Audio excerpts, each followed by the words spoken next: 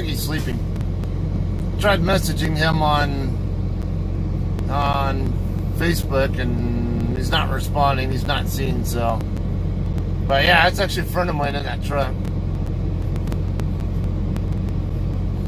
Okay, I'm in Ontario, Oregon. Right by the Oregon and Idaho border.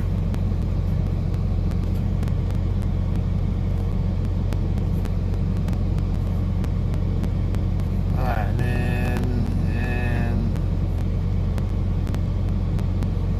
swap in Twin Falls.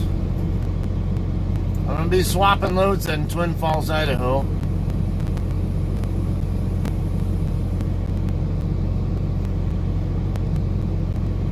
And we'll say to Snowville, Utah after that. At least Snowville's where I plan to shut down.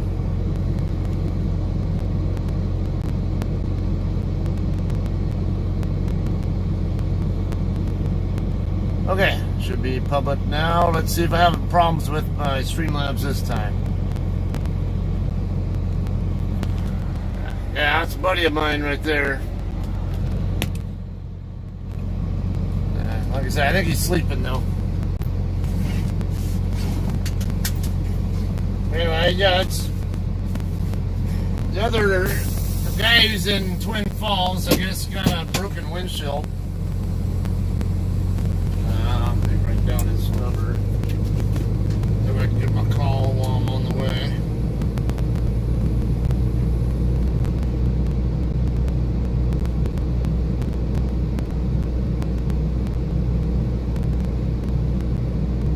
Unfortunately, it won't release me. I mean, it won't get me away completely from the load that I already have now. Much as I'd like to get rid of it.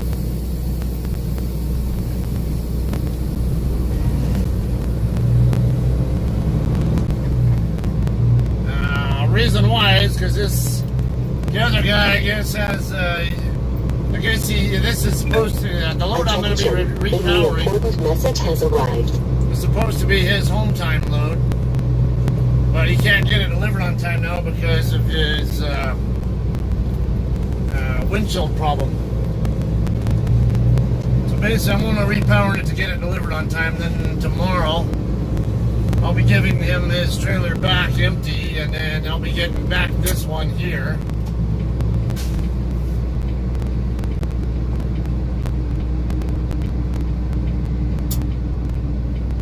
What's that girl moving so slow? Almost seems like she wants to turn around or something.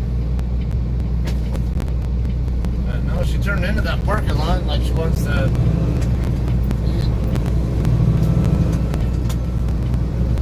And I'm having Thai food from the little roach coach, Thai food roach coach thing over here. Not bad. No spice at all to it though. But definitely not as good as the place that I usually go to. But I can't complain. It wasn't bad. It was decent. I always have problems with the noodles here. They're too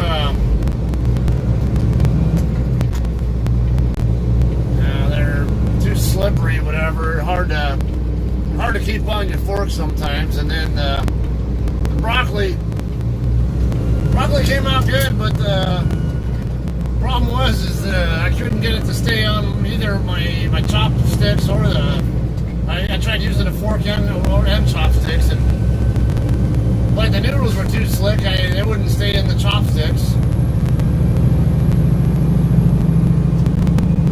I even had and I don't normally have a hard time at all with chopsticks. I'm used to using them with sushi and stuff.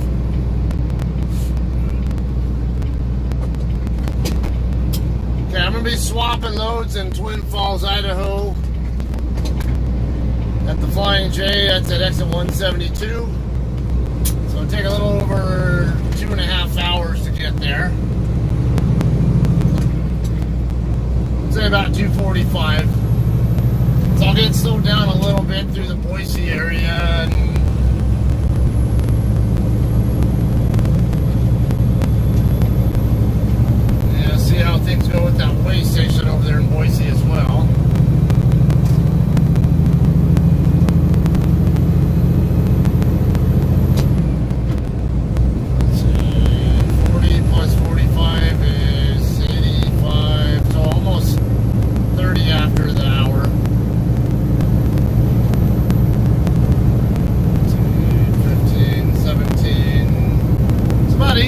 18:30.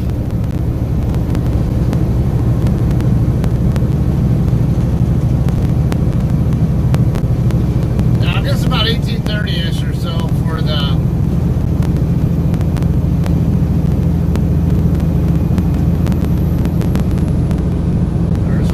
I'll probably be at the Flying J Twin Falls. That'll be mountain time, by the way.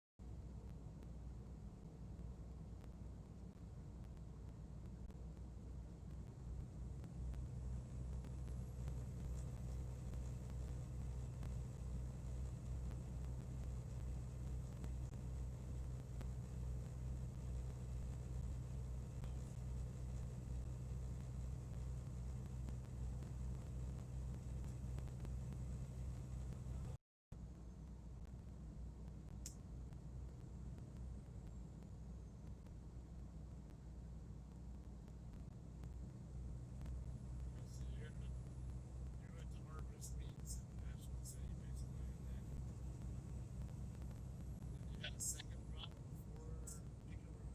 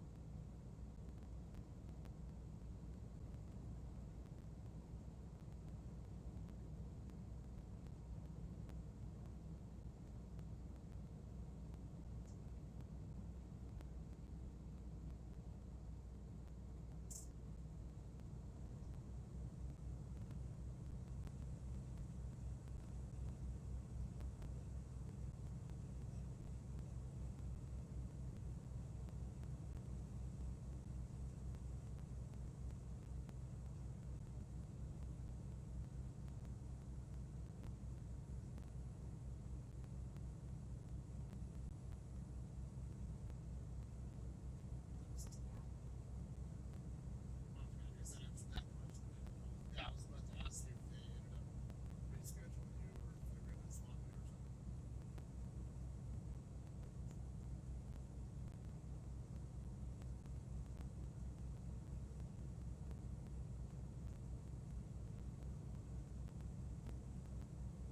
What's that?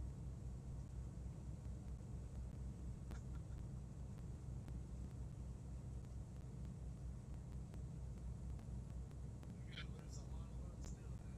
If we do, we do a good number of GPS loads.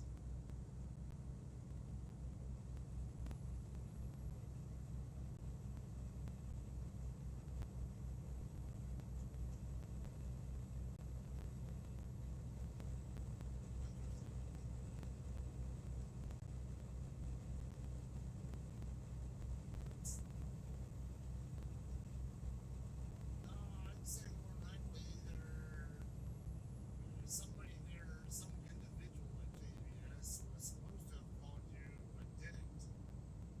Yeah, that's why they usually say when you're once you're checked in, especially when you're inside your pickup window, they usually say about every 2 hours. It's good. It's a good idea to go follow up just to make sure you got just. Don't come across like you're being impatient. Just let them know, hey, my dispatch wants an update on what's going on, and that's it. And then,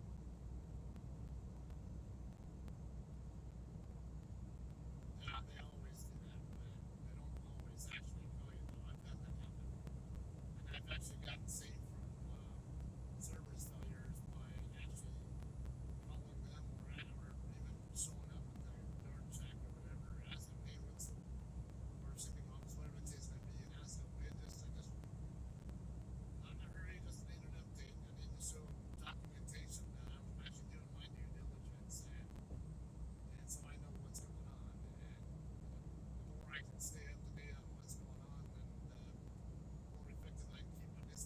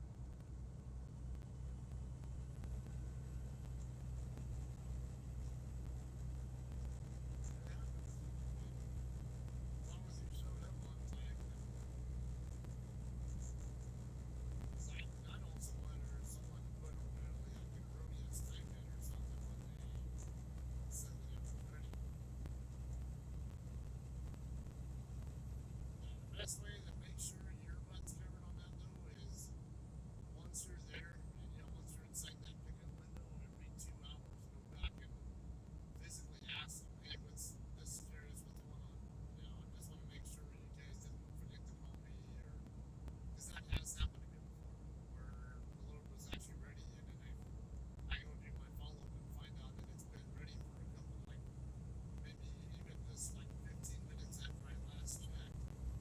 And then I go back like an hour and 45 later and I find out they never called me, but it's been ready for almost 2 hours.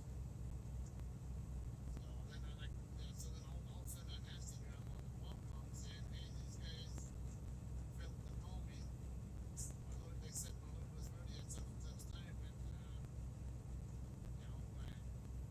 didn't call me. And maybe only like 15 minutes after I last followed up.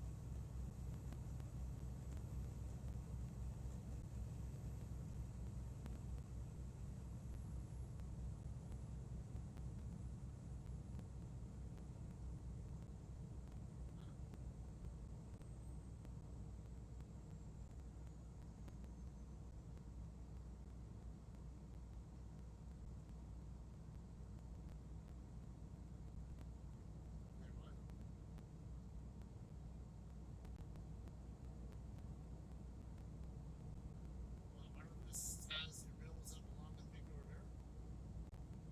Oh, that's not good. Where are you at?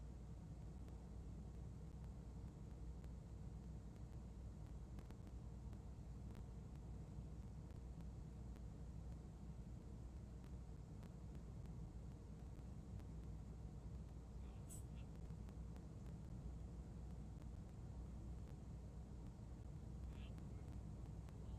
well, if you have your other bills, then I hope they give you a signed copy of the bills they did do.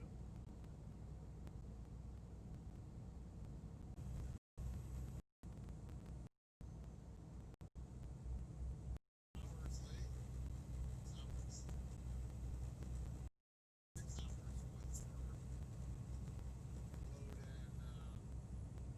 Clearfield, Utah, actually. And it wasn't my fault. I showed up on time, ready to pick it up, but somebody screwed up on my pickup paperwork, on my pickup number, because the pickup info they had on my assignment actually corresponded to a completely different load that picked up like 12 hours later than I was supposed to do. It's like mine was supposed to go from there to here in Loma, and the pickup number that I gave them corresponded to because I was supposed to be there at 00:30, and then the pickup number I gave them corresponded to a 12:30 pickup going to Tracy. And then once you show once, and they couldn't check me in because they didn't have the right pickup info, and I couldn't even get the right info at all. And then finally the daytime shipping clerk, I asked him, okay, because he found out there was another load that was supposed to have picked up when I was supposed to be there, and it was supposed to go to Mirmola.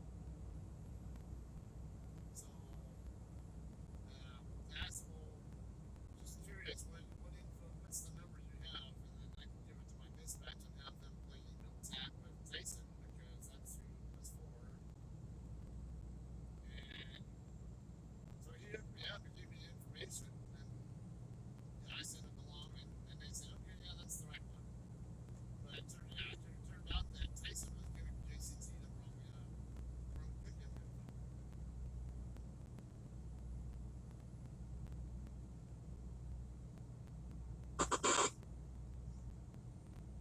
Yeah, and then of course they like to try to blame it on us. Like, no, you guys sent us the wrong info.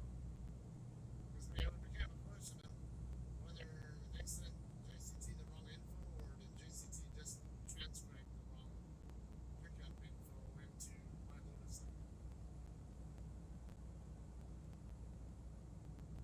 Correct. No, I was there when I was supposed to be there, and I gave them what pickup information I actually had to work with. But of course, it wasn't even right.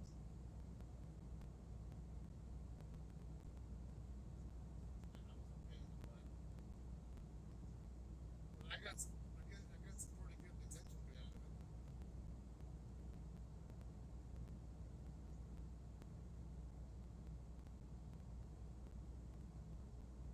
I don't know what you know what you're under. Well, if they're trying to say that the load is ready early, probably nothing.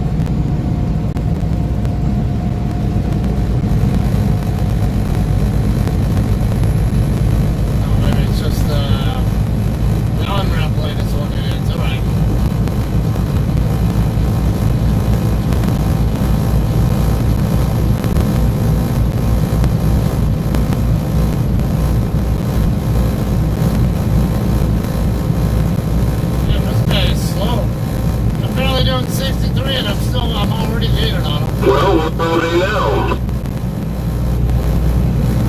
Not even sure this guy's doing 60. Double shadow.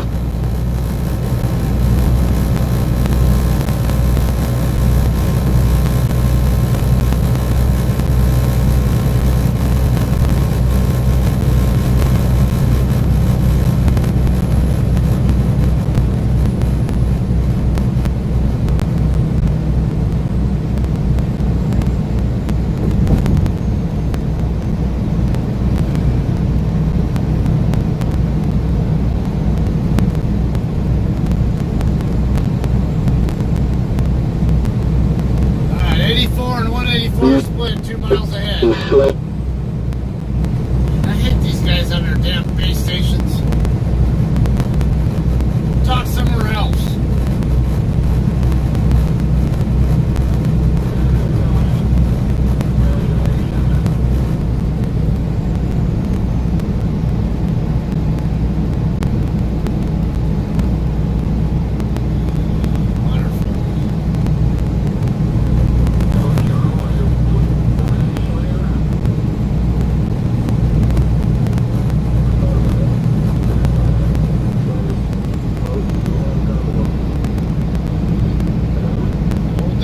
Truck is complicating what I want to be doing.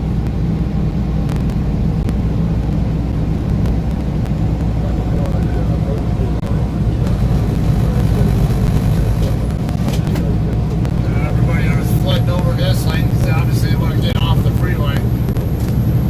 So I'm going to get over here and get away from that crap.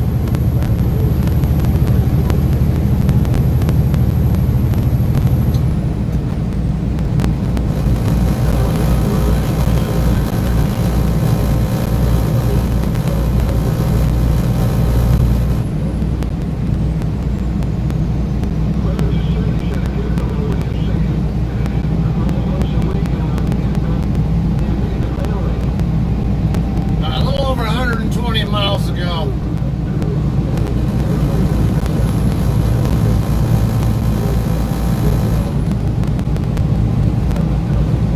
Take me less than 2 hours.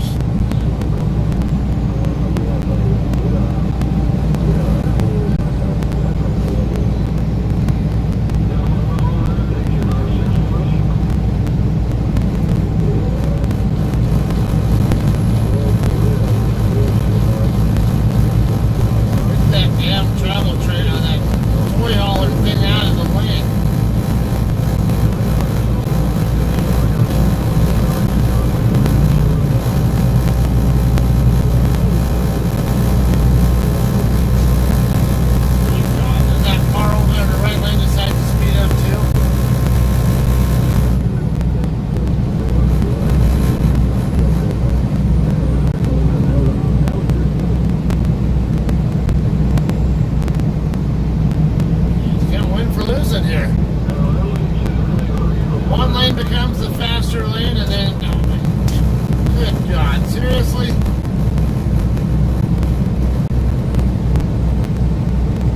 Then you finally decide to move over. Now I'm getting railroaded by a FedEx truck. I can't get away from this freaking idiot in front of me fast enough.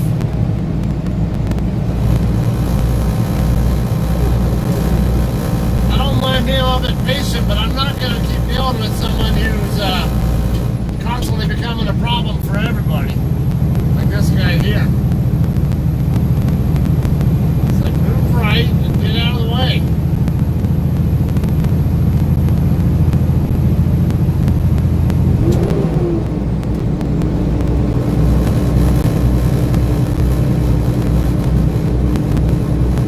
And having those four-wheelers also not making up their mind what speed to run, complicating it.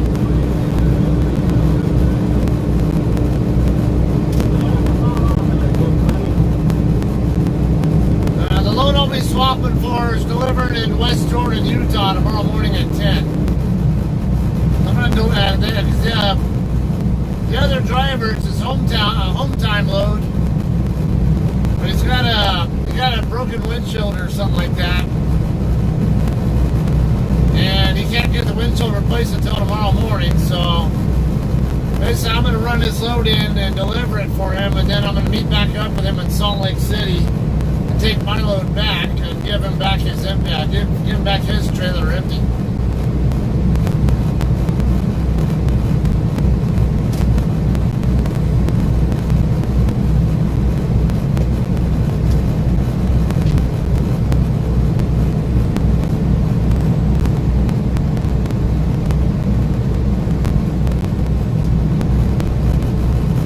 Getting this load back though, so I will still be going toward Chillicothe, but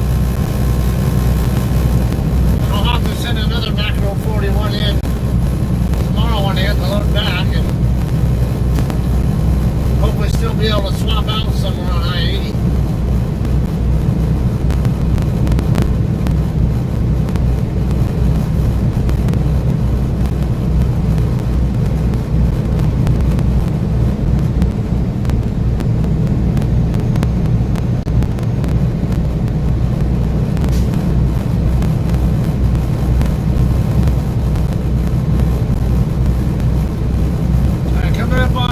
Airport area. Truck stops are 1 mile away off Broadway Avenue.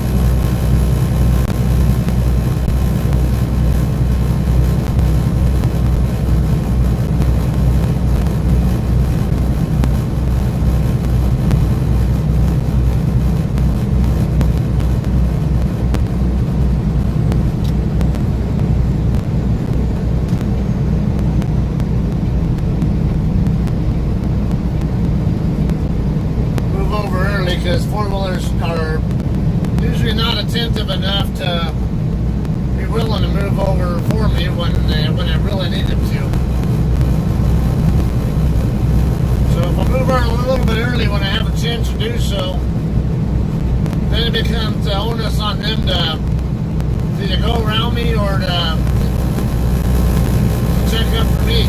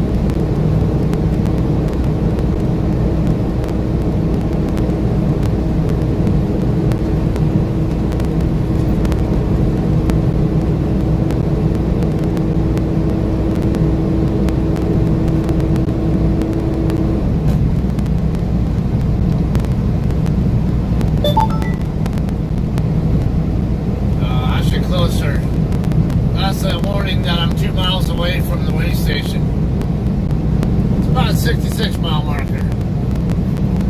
65, 66, whatever.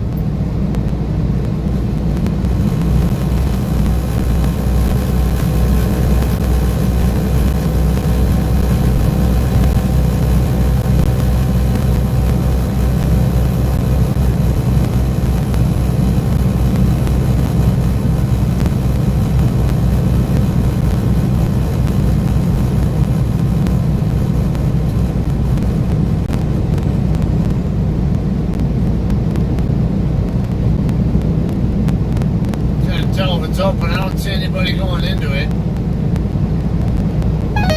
No. A truck just pulled in, so it's probably open.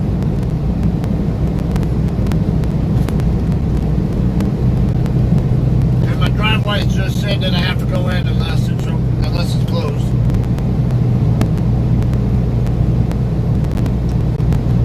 It's open, but now if these electronic signs here tell me otherwise, so I'll be going in.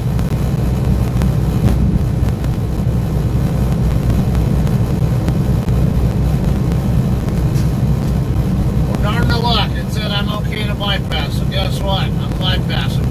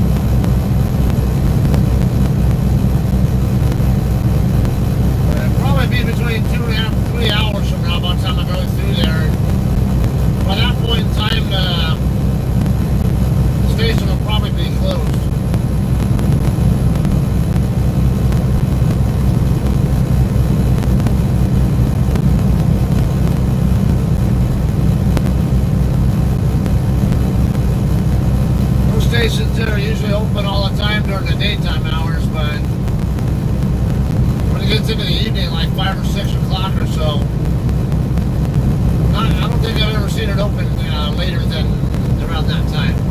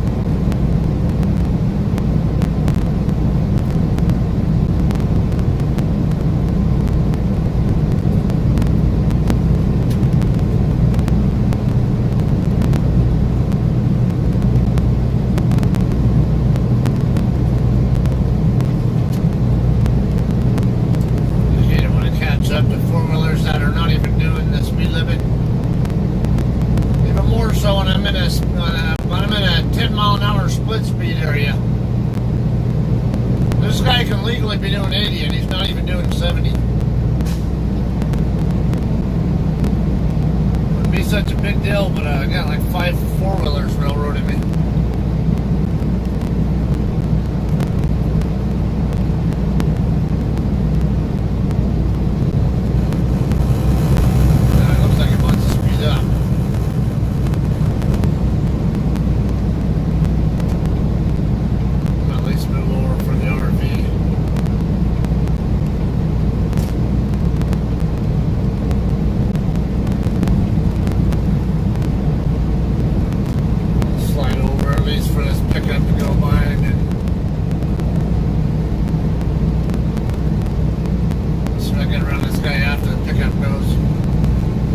guy's running too close to my governed speed. That's why they annoy the shit out of me. I can't do anything about passing them.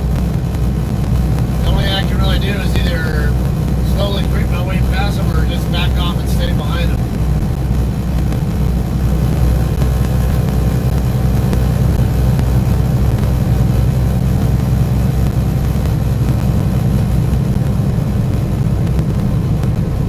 Like he's gonna play speed games, not make up his mind what speed he's gonna run. He was doing like 68, and then I sped up to 70, and then it looked like he sped up to 70.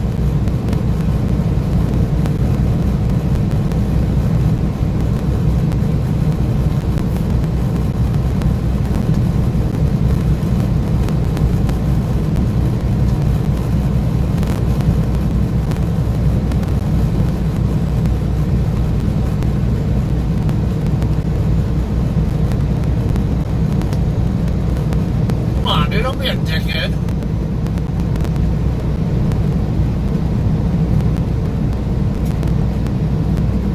Now he's slowing down. Wow.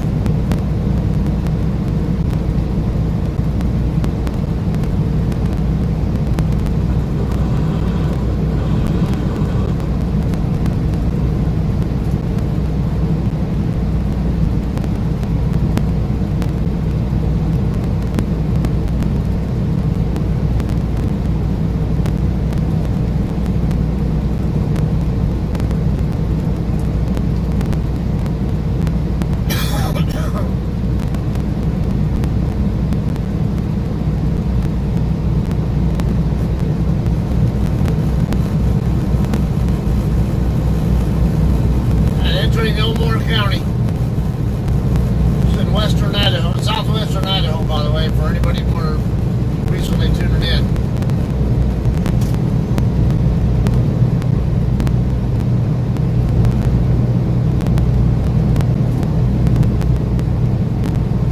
FedEx Rocky Mountain double configuration.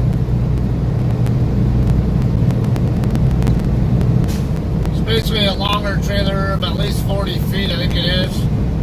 Usually at 48 or 53, followed by a pup trailer, like a 28 or 32 or whatever.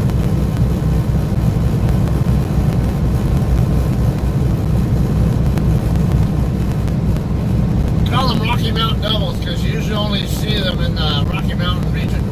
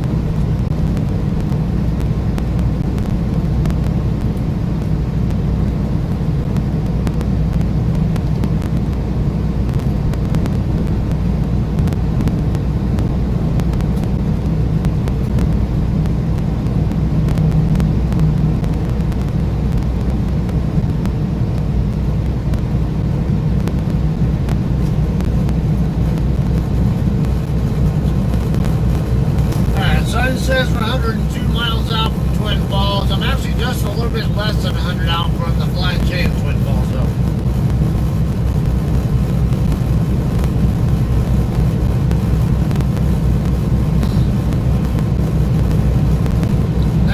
Miles out to be more exact.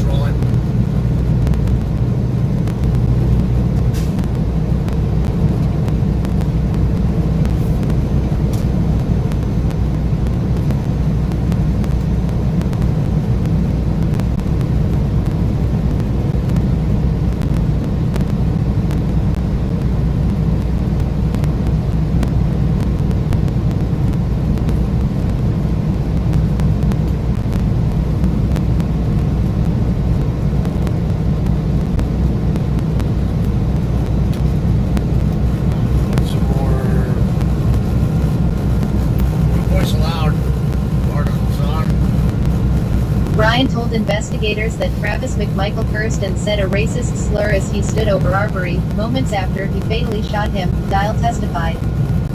The Georgia Bureau of Investigation took over the case after the video surfaced.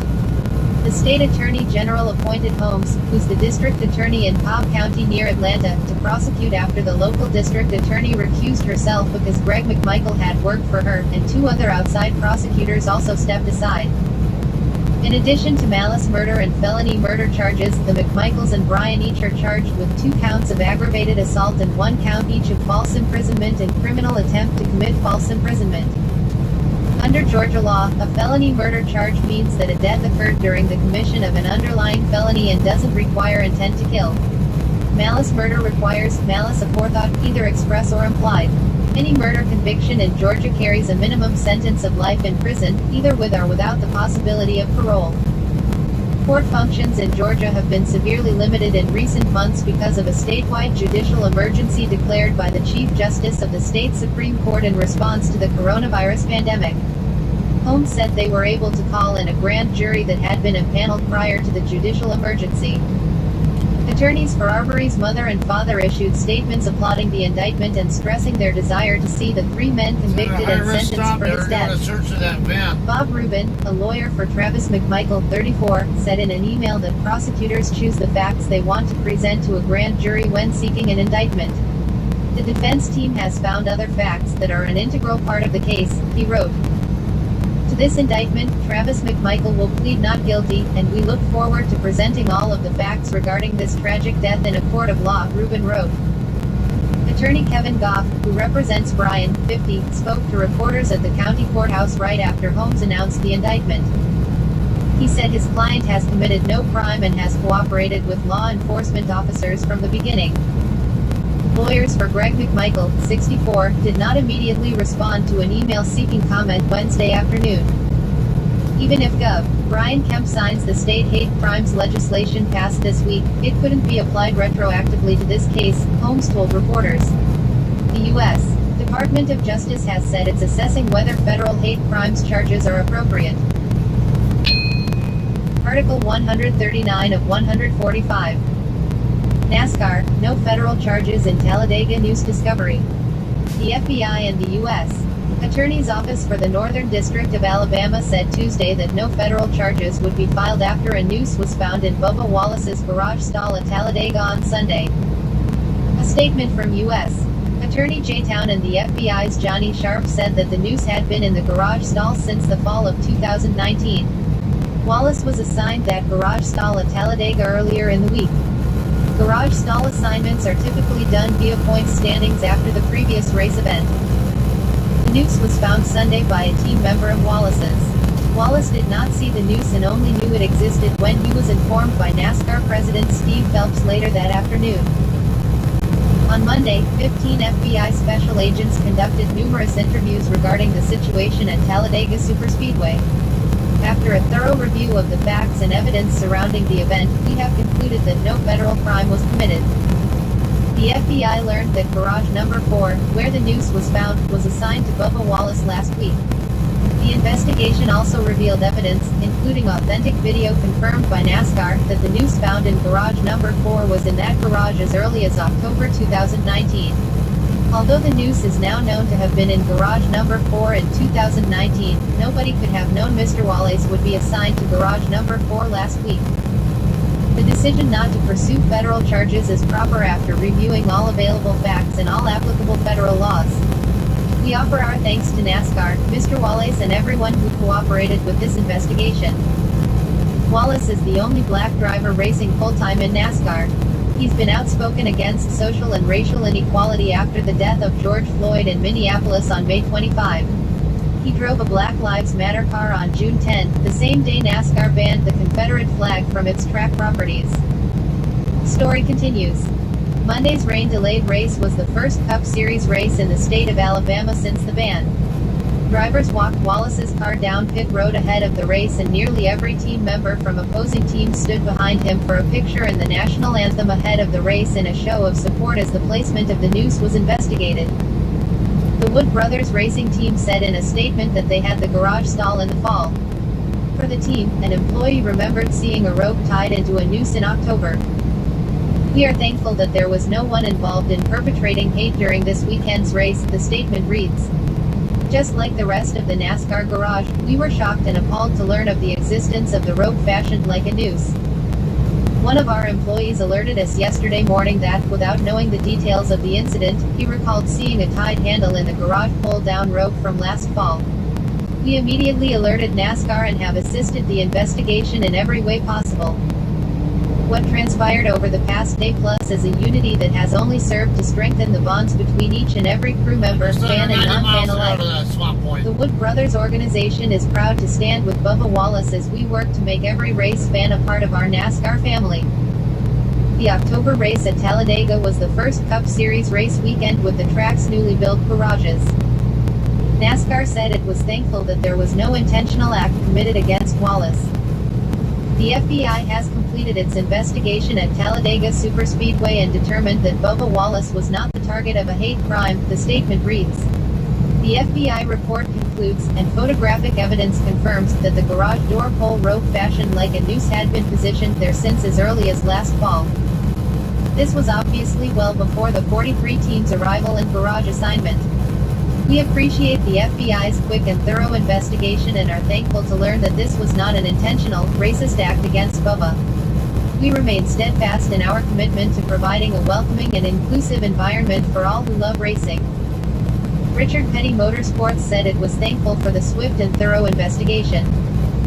On Sunday, June 21, members of Richard Petty Motorsports discovered a rope tied in the fashion of a noose in the garage stall assigned to the team at the Talladega Superspeedway.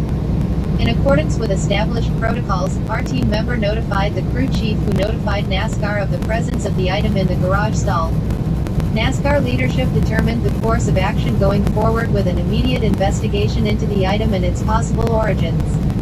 In the early stages of the investigation, NASCAR's Steve Phelps notified Bubba Wallace of the information gathered and the presence of the item in the garage stall of his team. Richard Petty Motorsports fully cooperated with NASCAR and authorities as they conducted an investigation into the situation. As a result of further investigation by the FBI, it was found that the item was not directed towards Wallace or members of the team.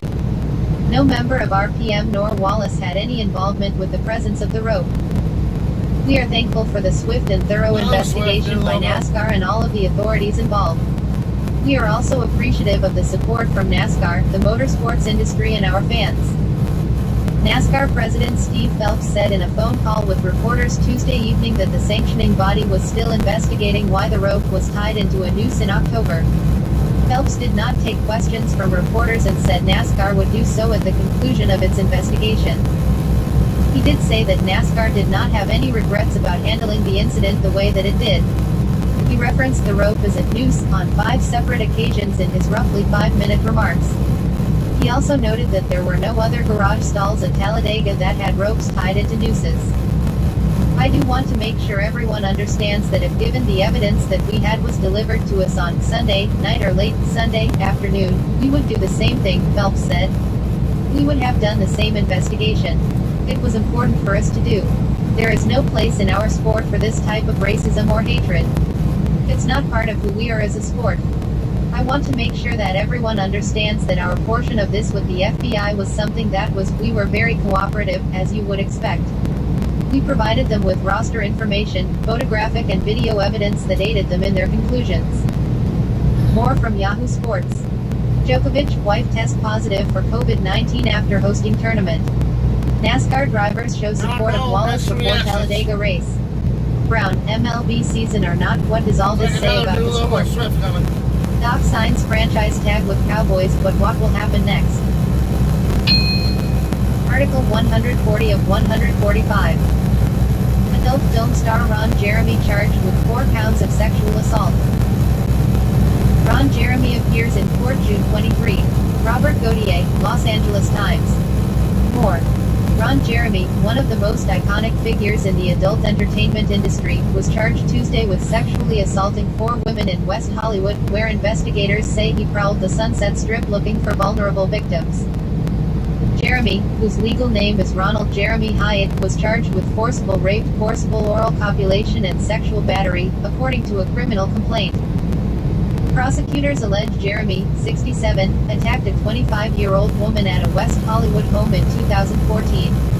Prosecutors also accused Jeremy of sexually assaulting two women at a West Hollywood bar in 2017 and raping a woman at the same bar in July 2019. Los Angeles County Sheriff's Department CMDR. Carlos Marquez said Jeremy became the focus of an investigation after a rape allegation was levied last July. Jeremy would frequent the Abbey and the Roxy looking for women, according to Marquez. They were crimes of opportunity, said Marquez, a veteran sex crimes investigator. He takes advantage of a situation with a victim. Marquez said Jeremy leveraged his public persona to gain access to the women, and then took advantage of them when they were intoxicated. Jeremy has been accused of sexual assault by multiple women in recent years, including adult film stars Danica Dane, Jennifer Steele and Jay Taylor, but has denied the allegations. The Sheriff's Department is actively looking for additional victims. The case was presented to the District Attorney's Office on Monday, investigators said. Ron Jeremy in court with attorney Stuart Goldfarb. Robert Gautier, Los Angeles Times. More. In total, Jeremy faces 3 counts of forcible rape, 2 counts of sexual penetration by force, 2 counts of sexual battery and 1 count of forcible oral copulation, according to the criminal complaint. He could spend up to 90 years in prison if convicted as charged. Authorities declined to charge Jeremy in a 5th case after deciding they had insufficient evidence to prosecute an alleged 2016 rape, according to a 1-page memo explaining the decision. In that case, a woman said she was intoxicated at a club when Jeremy separated her from her friends and raped her. The other women lived outside the country and refused to be interviewed, documents show. Jeremy appeared in a downtown courtroom Tuesday wearing a black t-shirt and boat shoes but did not speak to reporters. His attorney, Stuart Goldfarb, asked for an arraignment and bail review hearing to be continued until Friday.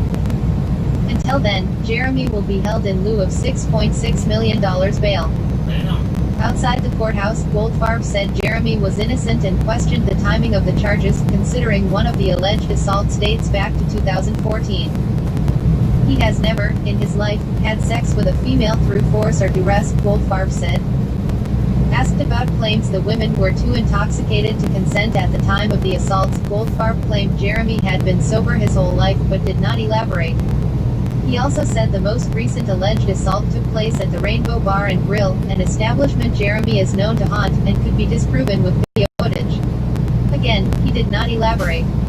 Goldfarb said he had previously advised Jeremy to have women sign a piece of paper that you enjoyed yourself after sexual encounters with the porn star, in order to protect against future the largest annual events for the porn industry in the U.S., as a result of the claims made by numerous women. Ginger Banks, a 30-year-old advocate for sex workers who also works in the adult entertainment industry, compiled a 10-minute YouTube video in 2017 detailing a number of allegations against Jeremy. Banks said she has since been contacted by at least 100 women who claim Jeremy groped or raped them. Banks, who has appeared in adult films since 2010, said Jeremy's behavior is well known among women in the business, but his status has protected him from consequences until recently. It's just like Harvey Weinstein, she said. Because he's this legend, he's Ron Jeremy, people will excuse his behavior. Article 141 of 145. AP North Pole, nearly all in U.S. backed criminal justice reform.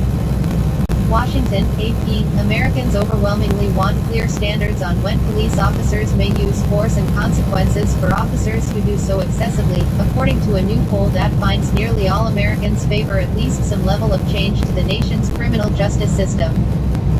The new poll from the Associated Press Norg Center for Public Affairs Research also finds there is strong support for penalizing officers who engage in racially biased policing. Americans are more likely now than 5 years ago to say that police violence against the public is a very serious problem and that officers who cause injury or death on the job are treated too leniently. For me, as a black person, I'm like, this has been happening, said Kevin Richardson, 38, of Charlotte, North Carolina. We should have been knowing it, we should have been seeing this, and so now what's happened is, I'll be honest, white people are seeing it and saying, this is wrong. Related video, without accountability, there is no police reform. The The survey of American adults took place after weeks of mass demonstrations against police violence and calls from some politicians and activists to defund departments in response to the death of George Floyd, a black man who died in custody after a white Minneapolis officer pressed his knee into Floyd's neck for nearly 8 minutes. Americans are largely united behind the idea that action is required. 29% think the criminal justice system needs a complete overhaul, 40% say it needs major changes, and 25% say it needs minor changes. Just 5% believe no changes are necessary. Megan Pecknold, 33, of Spokane, Washington, said the protests have forced her to think about these issues in a way she had the luxury, as a white person, of previously ignoring. I had never really given much thought to police use of force. I'm white. I've never had a bad encounter with a police officer, she said. The last few months have brought to light more of this for me, and now I am educating myself. Nearly 6 in 10 black Americans think the criminal justice system needs a complete overhaul, compared with about a quarter of white Americans who said the same. About 4 in 10 white Americans say major changes are needed, 3 in 10 prefer minor changes. While Democrats are more likely than Republicans to think the system needs an overhaul, 44% to 12%, Americans across party lines are nearly unanimous in thinking at least some change is necessary. Another 44% of Democrats think major changes are necessary. Among Republicans, 34% call for major changes and 47% for minor changes. The poll finds overwhelming support for changes in how police departments operate, requiring officers to wear body cameras, establishing clear standards for use of force, prosecuting officers who use excessive force, and requiring officers to report misconduct by their peers. Despite their popularity, body cameras have not always proved to be the fix reformers hoped. But Kimberly Jones, 52, of New York City, said they are at the top of her list. You need more seeing what's going on as they're pulling up on people, she said. You need to know from the start so you can stop something bad from happening. Majorities of Democrats and Republicans alike strongly support establishing clear standards for use of force, requiring officers to wear video cameras, and requiring officers to report misconduct by their peers.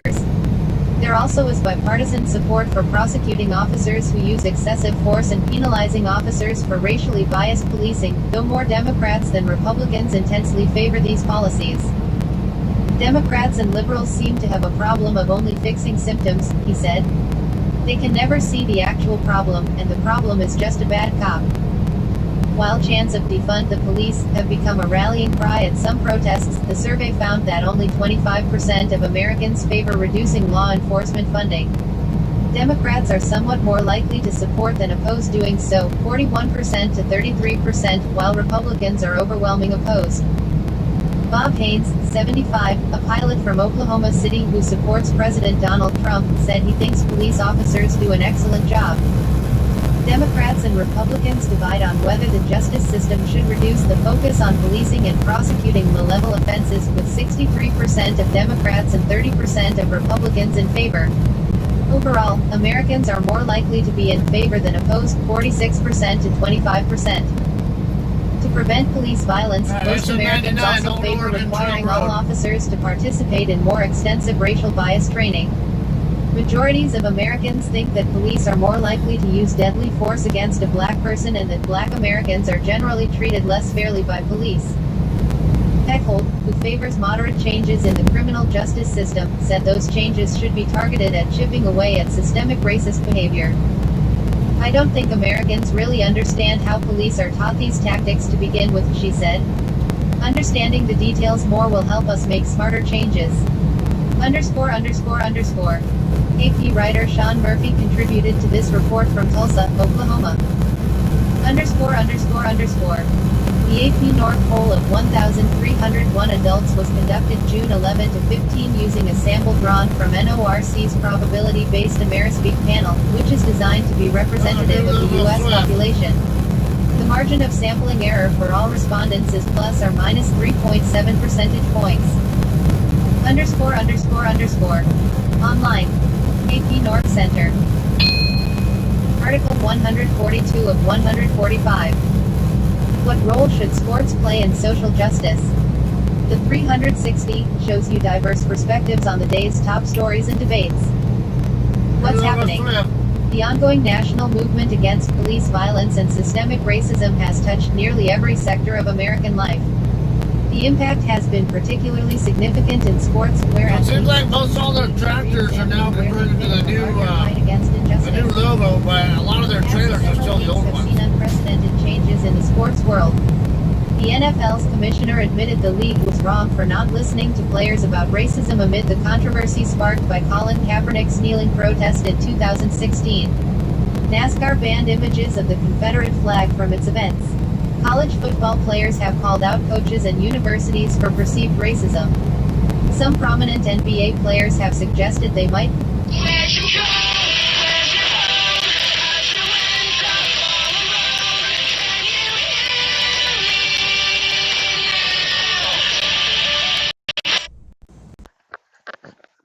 Hello, Linda Bass. How you doing? Interrupting it? I would say no. Are you becoming part of the entertainment of it? Yeah.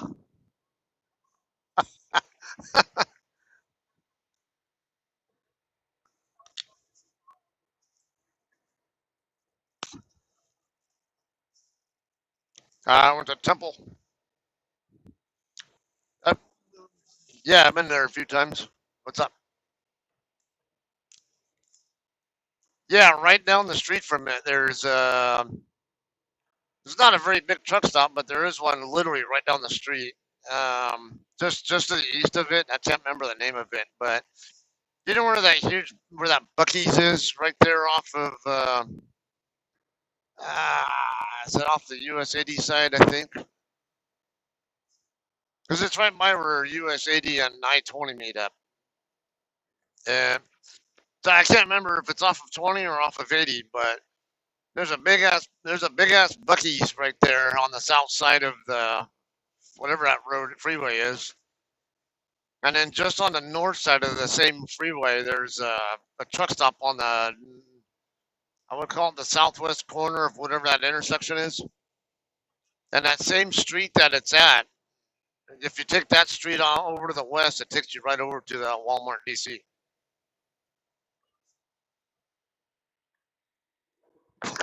Where you at now?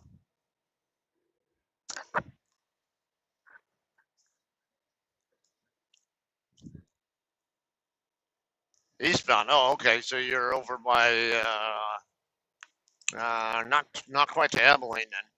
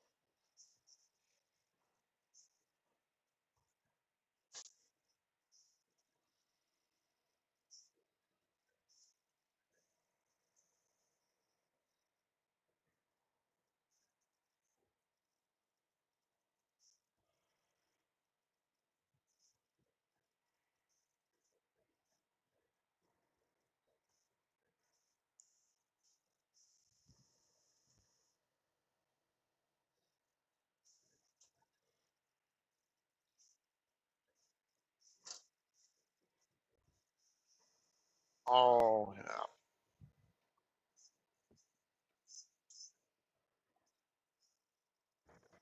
that's a uh, pretty good miles for one shift.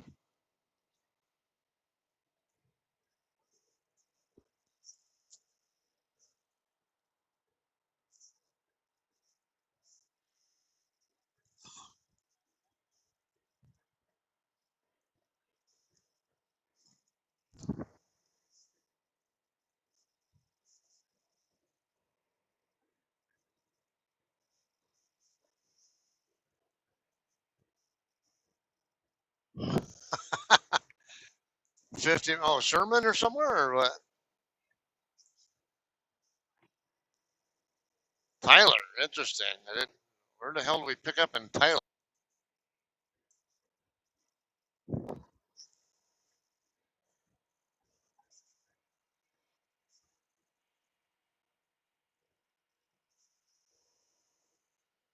So picking up Friday and supposed to be there Sunday with only 11 hours of recaps to work with.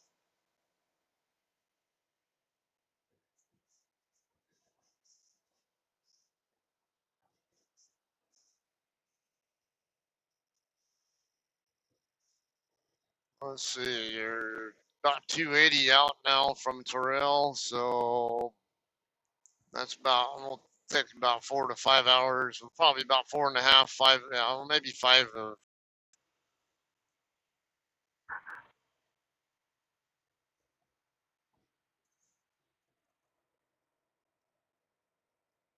Yeah, okay, so 18, 20 now, and add in at least 4 and well, probably about 4.5, so 22, but so you'd be there around 2,300 a night,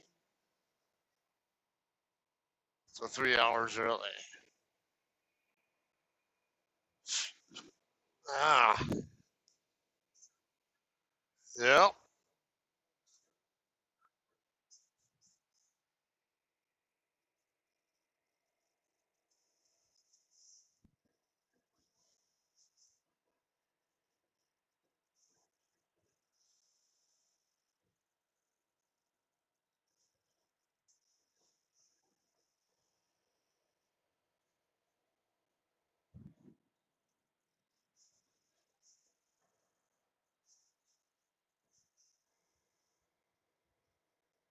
So let's see. I get back over to.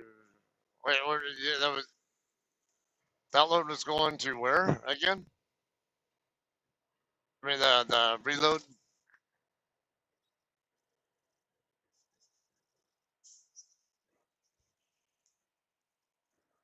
Okay, so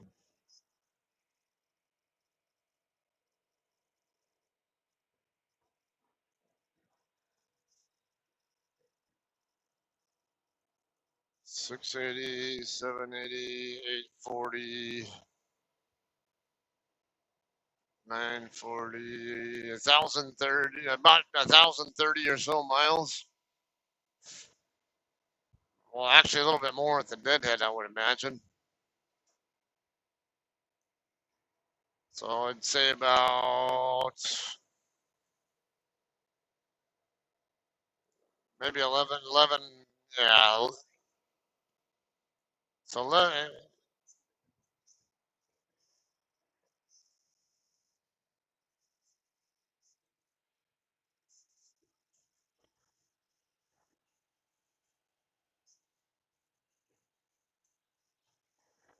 yeah, you would have needed like 19 or so hours, 19, maybe 20 hours to work with just for that load, and not even. Uh,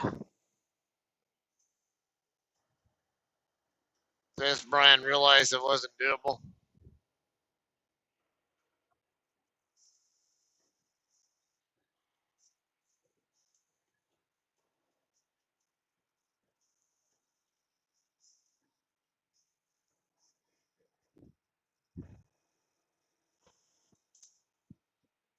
Yeah.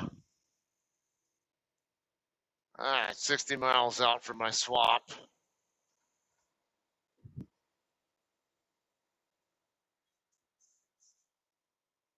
The one I have right now is going to Chillicothe, Missouri. And then I'm swapping in Twin Falls for a load that's going to West Jordan. Delivers tomorrow morning at 10. And then when I get through delivering that, I'm supposed to swap back for the load I'm under right now. Because the driver who I'm swapping with, it's the load he's under right now is supposed to be his home time load, but he's got a bad wind, I guess a broken or cracked or whatever windshield, and I guess he won't be able to get it fixed until tomorrow morning. So they want me to swap with him and deliver it for him because I can get it there on time, and then when I'm done, I'm gonna give him back his trailer empty, and then I'll get this trailer back from him. and continue on to Chillicothe with it. Yeah. I was hoping to get rid of this load permanently because it's I'm running right at the moment. I'm running about a noon or so ETA on the 27th, and it doesn't deliver until the 29th. So I'm like, yes, please do get me off of this load. But and then that's the problem is that's after.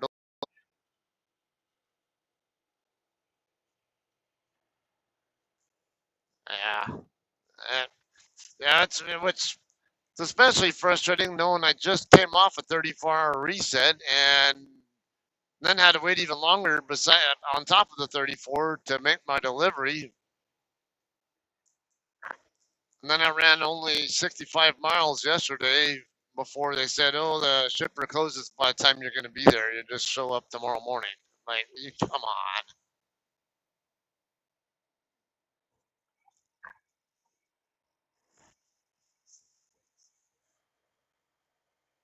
a reset without a zero.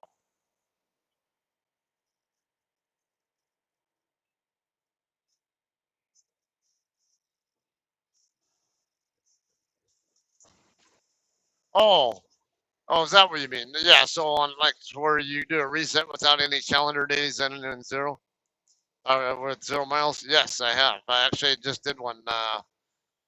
Just had that happen not too long ago, actually.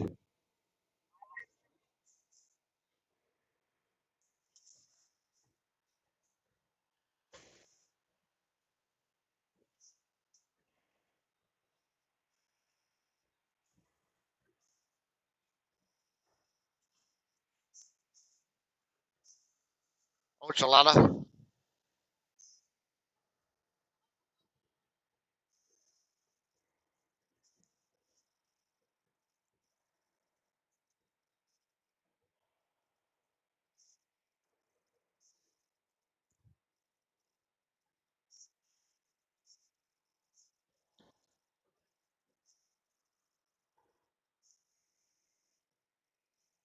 Yeah, well, usually, well,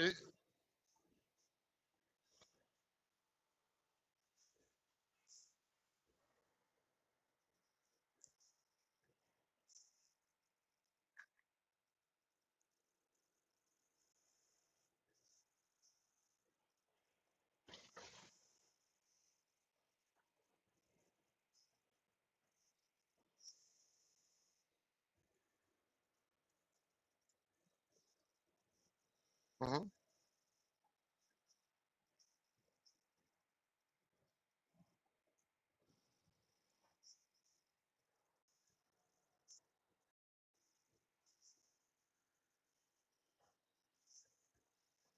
Hmm.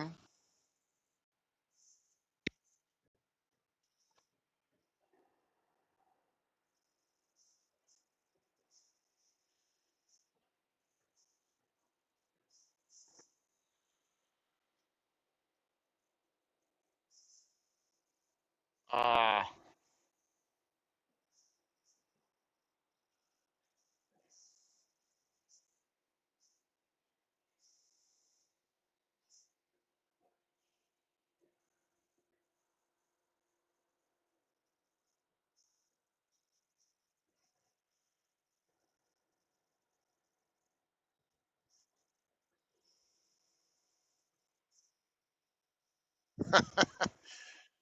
I like driving nights just because there's nobody on the road to deal with most of the time.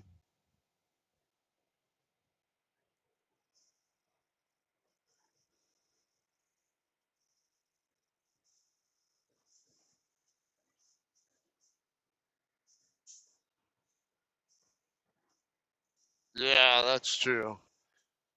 And I do like taking U.S. routes a fair amount just because of that. Like let's say, like taking 50 across from Dodge City over toward New Mexico. That's a good one. It's desolate. There's not really much of anywhere. Like if you have a breakdown, or whatever, and it's not a good place to break down. But if you want to be away from traffic, it's a great place because there's just nobody on the road for miles a lot of times.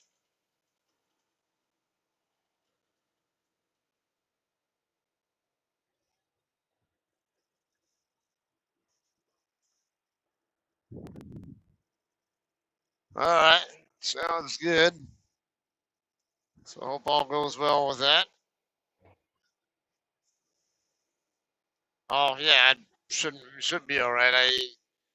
I from what I estimated, I can be at the customer around 9 in the morning, and it's due at 10 in the morning. So definitely keeps me moving, and then I can, of course, once I'm done, swap back and get my own load moving into. I was gonna hope for Sydney, Nebraska tomorrow, but I'm not. If I'm gonna be swapping and having my 14 getting burnt by delivery, yeah, that's not gonna happen. Probably stop somewhere in Wyoming. But alrighty. Oh God, no. You never know. Yeah, and with Wyoming, you never know. Even not even June is safe from snow. You too. Okay. Bye.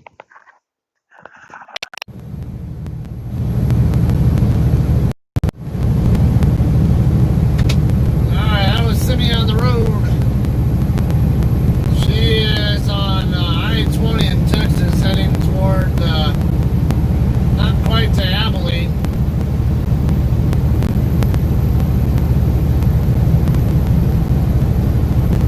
And it's probably around Colorado City or something. I don't know. I don't know the exit numbers with what towns are like over there too well. Once you get past Midland and Odessa, I know about where places are at, but I forget what's what. Maybe she could be over by Big Spring for all I know. I don't know. But she's going to Terrell, Texas.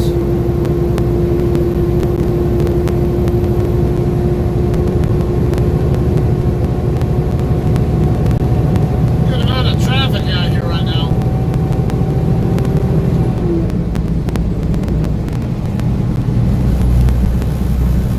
Just under 50 miles, 50 to go to the swap point.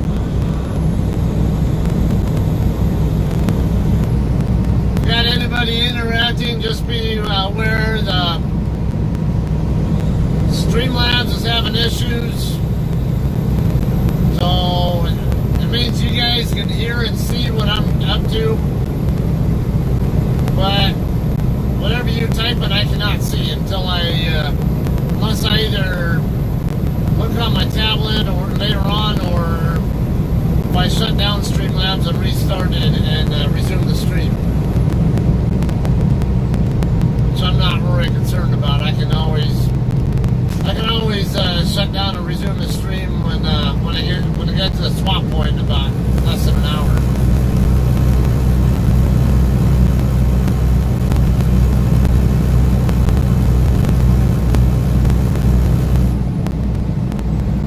Traffic out here. I don't know if I'm gonna have easy time getting around the night. Unless I signal early and maybe someone's nice enough to let me over, but I wouldn't expect it.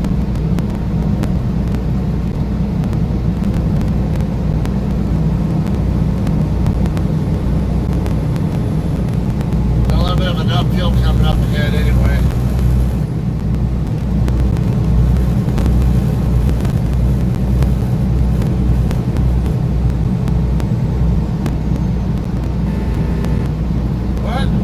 My lane. Shut up.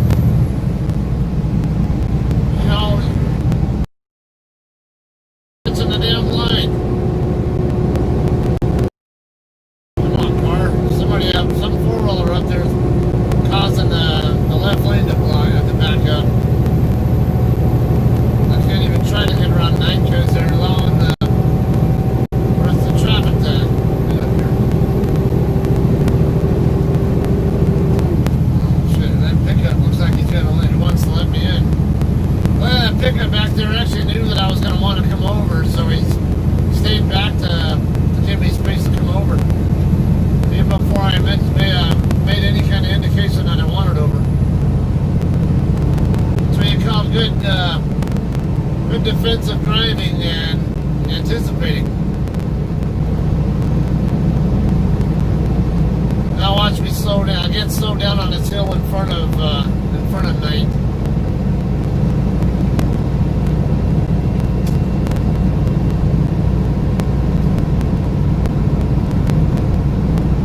Snake River.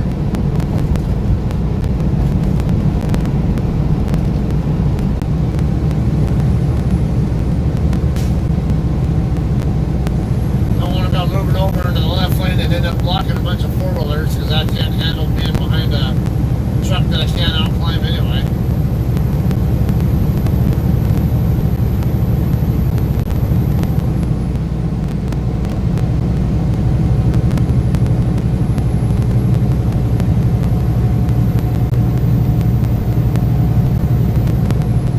And there goes Knight, passing me up.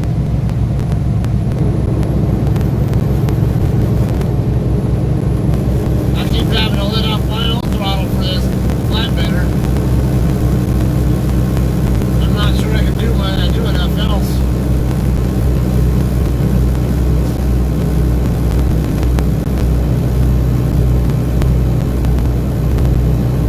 They're at Central Oregon Transport or something, or I usually do like trees and crap, I thought. It is Central Oregon. Central Oregon Truck Company, or whatever you call it. I thought they usually did Conestoga, so.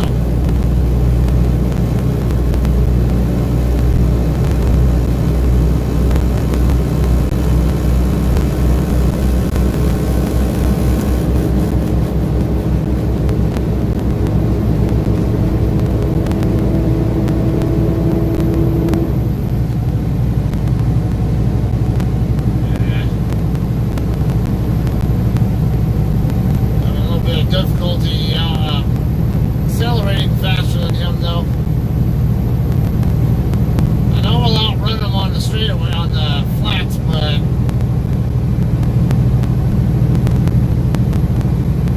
maybe a little bit further in before I move over. There we go.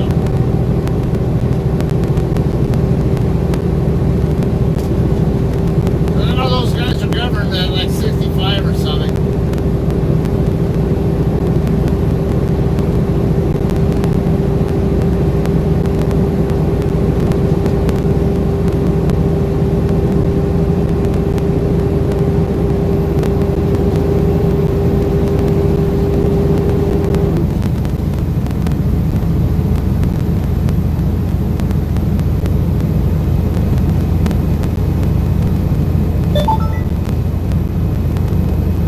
Non-driveways inspection site 2 miles. There's not a way station over here that I know of. There are only 2 way stations in Idaho that I can think of. There's one that already passed over on this side of Boise, and then one on I-86, about 10 miles from I-84. I mean, I-84, about 10 miles past the I-86 interchange.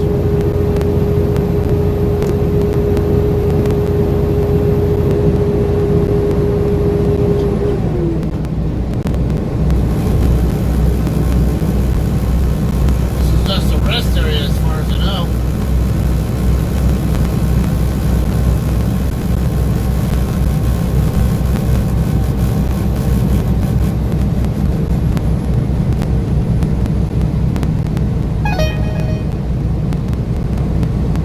Follow road signs.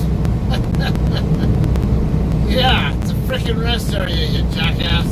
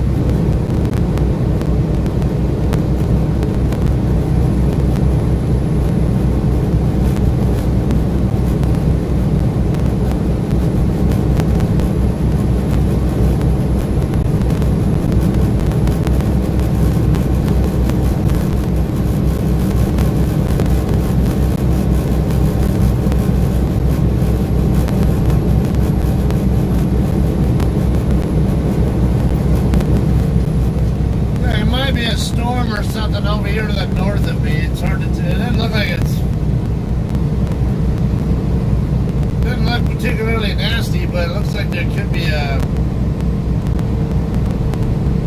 possibly some rain activity off in that direction.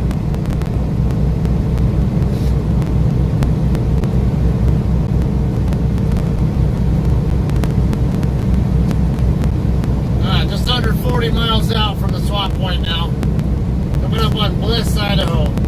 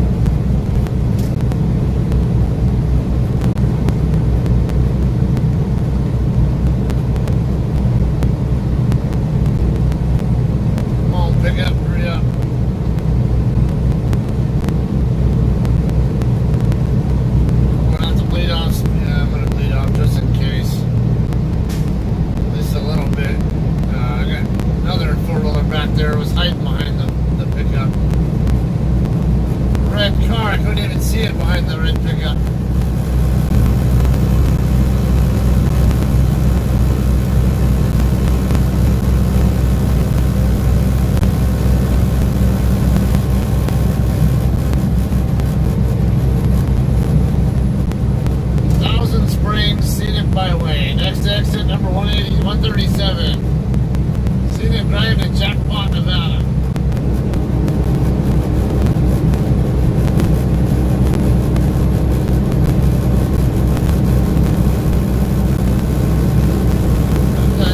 It goes to US 93, doesn't it?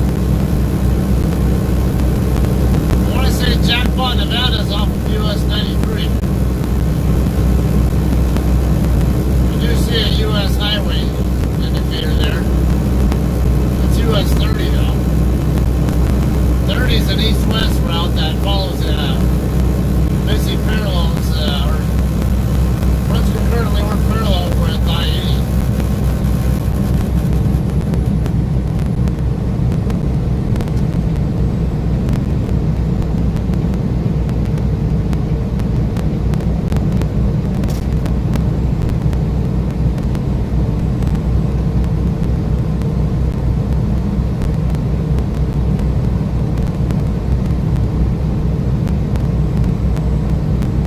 Message 1 of 18. Important receipt today at 2:39 p.m. and after your windshield is fixed meet L3365E at the Flying James cut I-15 exit 352 given back the main original get trailer 7051 back. If you have any questions please feel free to call 6631. Scott.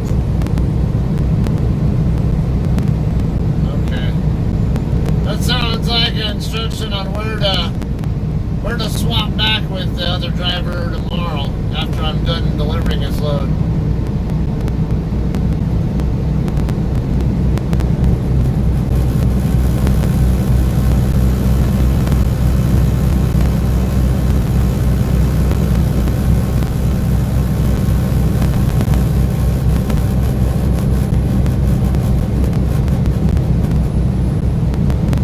Window 16 miles, Jerome 28, Twin Falls 39. More like 35 out from the Flying J though.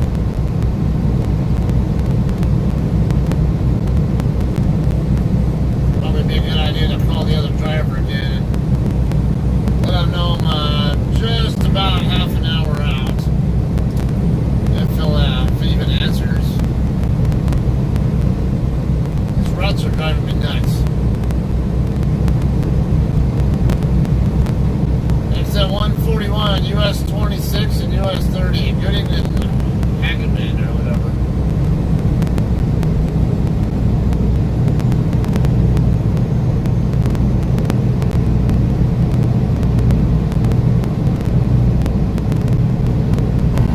That's an interesting paint job.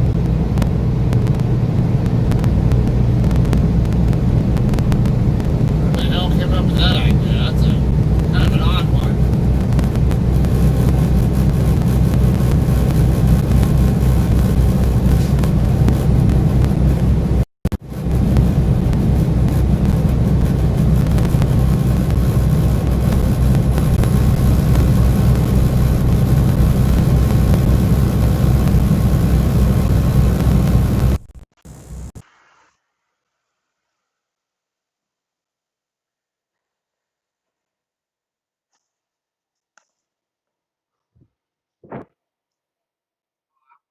Hey, is this Lloyd? Is this Lloyd? Okay, you're not a truck driver? Okay, appreciate it. Oh, said I had the wrong number. 374.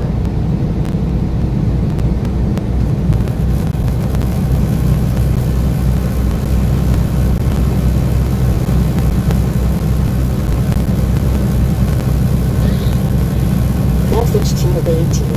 Important received today at 2:35 p.m. Please meet at the Flying J in Twin Falls ID for a swap ASAP I-84 exit 172. L3365E Scott PH 951-990-7887 L4098 Lloyd PH 385-274-9059. If you have any questions, please feel free to call 6631. Scott. Yeah. Alright, that's the same phone number I called, so. A purple tractor there, Lisa. Damn it. Alright. I'm gonna let them know the phone number. I tried calling the number.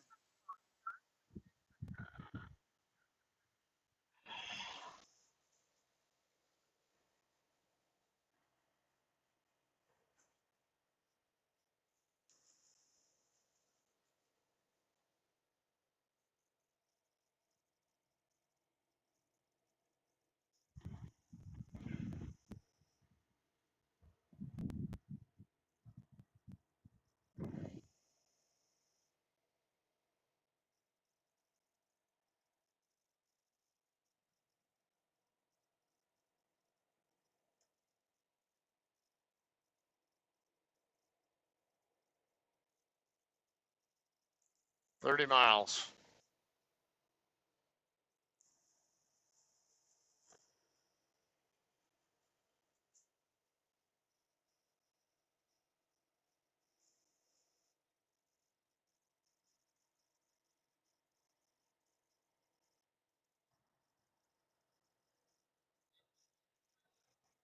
Hey, Eric, how you doing? This is Scott on L3365E.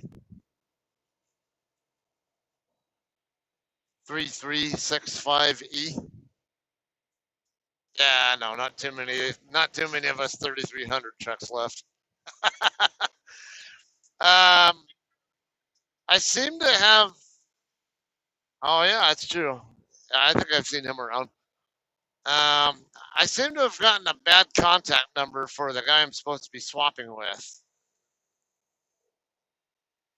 Uh,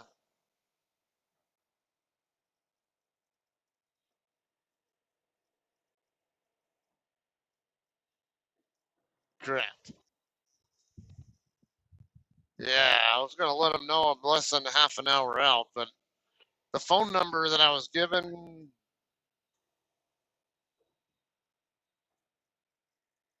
I got 385-274-9059, but when I called that number, the guy said I called the wrong number.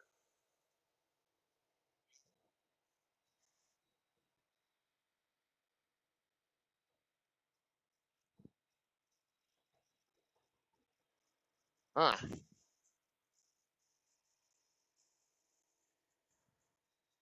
Ah, awesome. Appreciate it. Thanks a lot. Bye-bye. Okay, yeah, I guess someone on the mothership put in or they didn't properly update his cell phone info.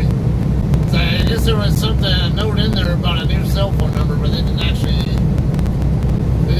change his I guess his profile info to show the correct cell phone number. And he did say the guy is there already, which I figured was the case. It sounded like he was there even when I was first getting notified about it. Milan Gorge State Park, that's right.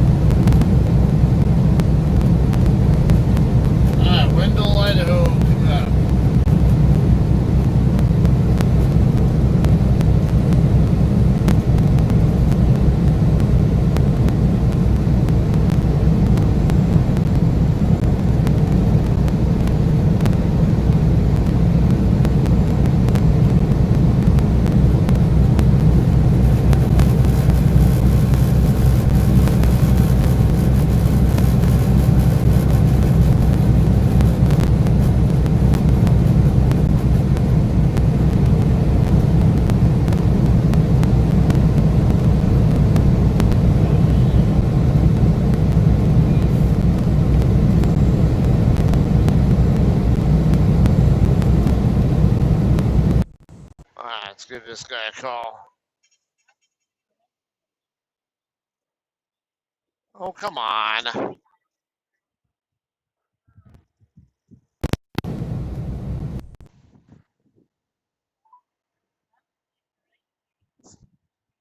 Seriously? Tell him that call cannot be completed as dialed.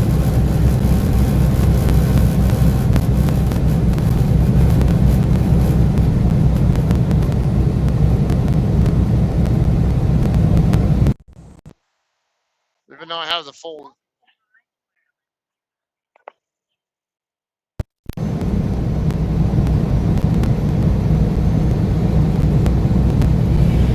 Screw it.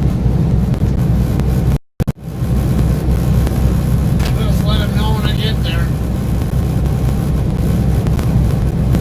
Freaking Verizon wants to play games.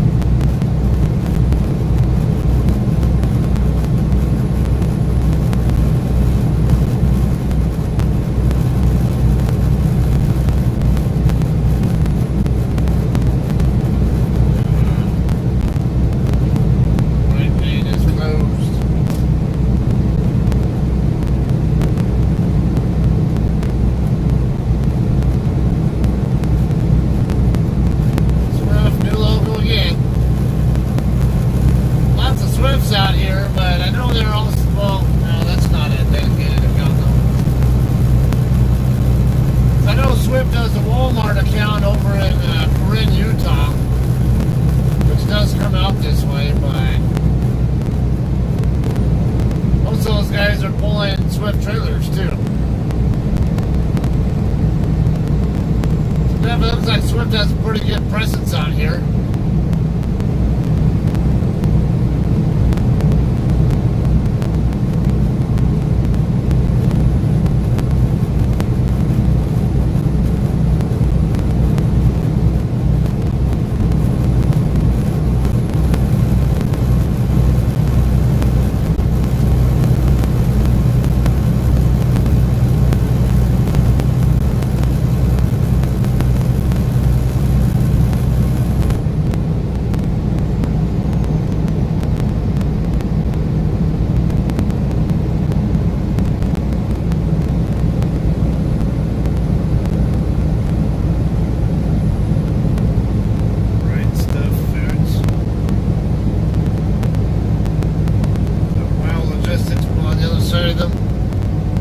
Picked up at Wild Logistics before.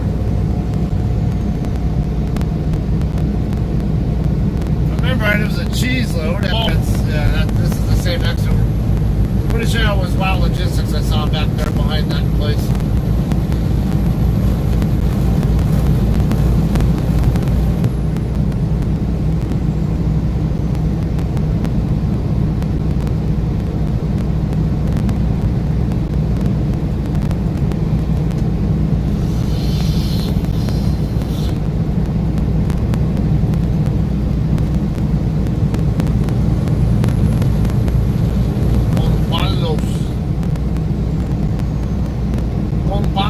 Chevrolet.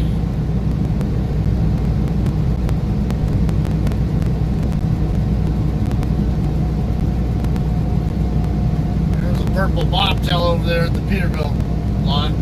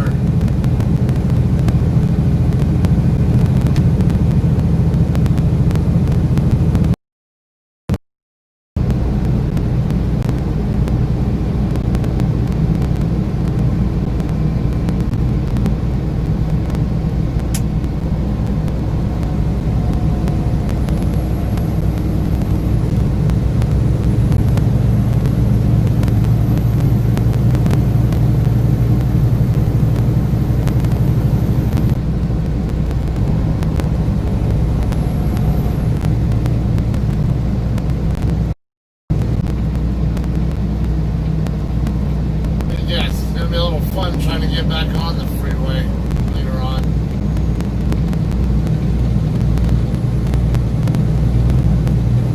Still one lane, yeah. Should be a little bit of a pain in the ass getting back into this. Didn't want to get back on.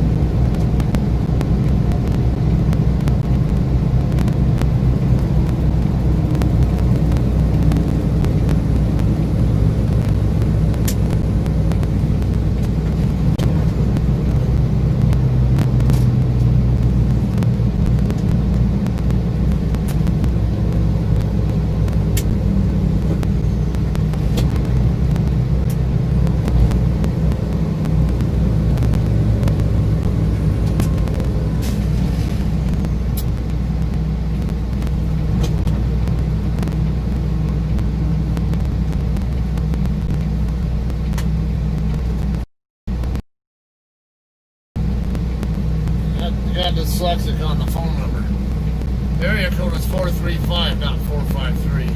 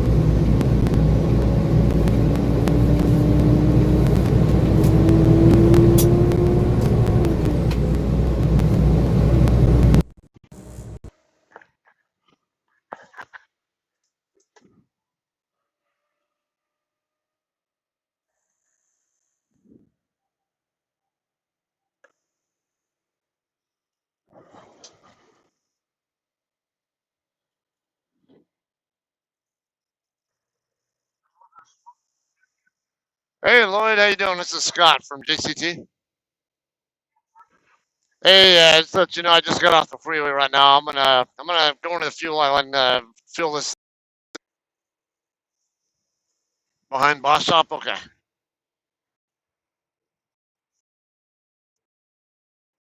Okay, sounds good. All right, thanks.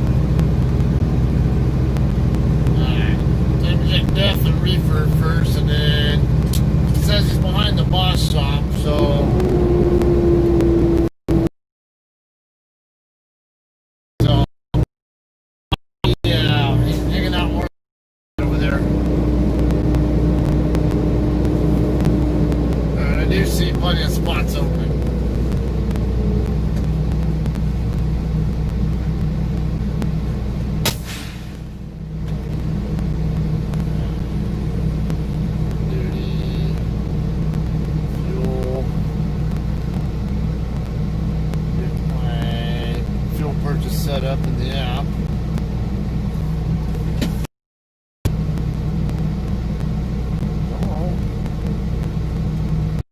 Check out.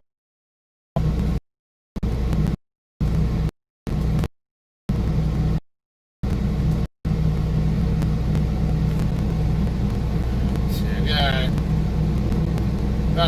30-minute gap between my 11 and 14.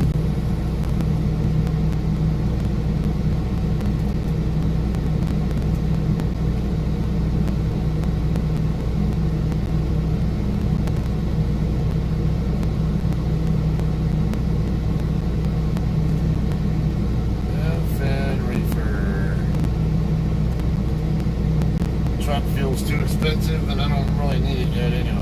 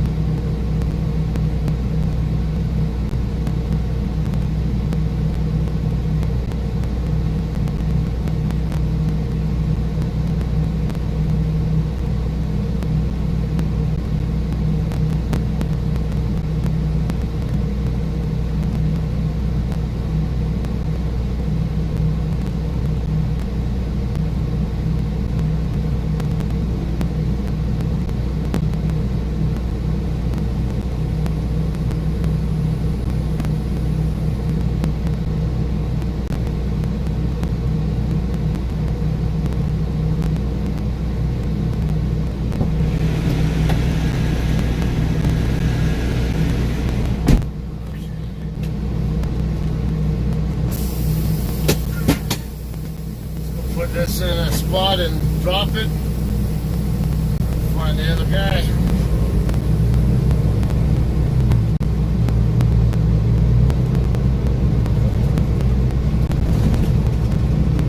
Oh, it's probably, oh, I see him, yeah.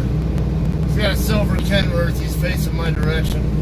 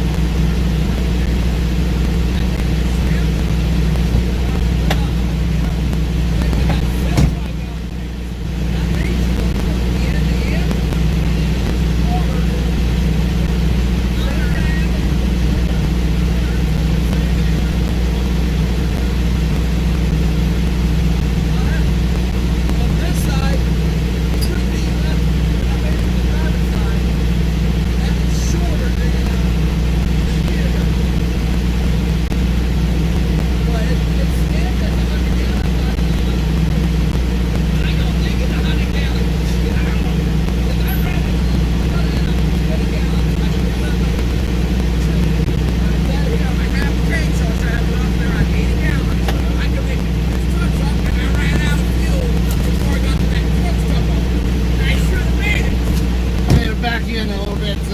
Fifth wheel's watching on.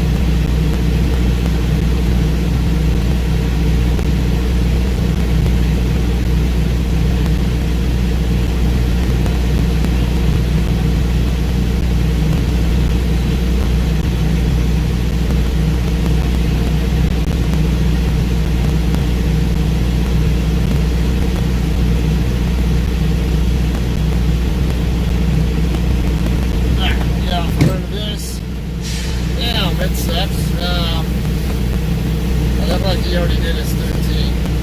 He's already got the load assignment for.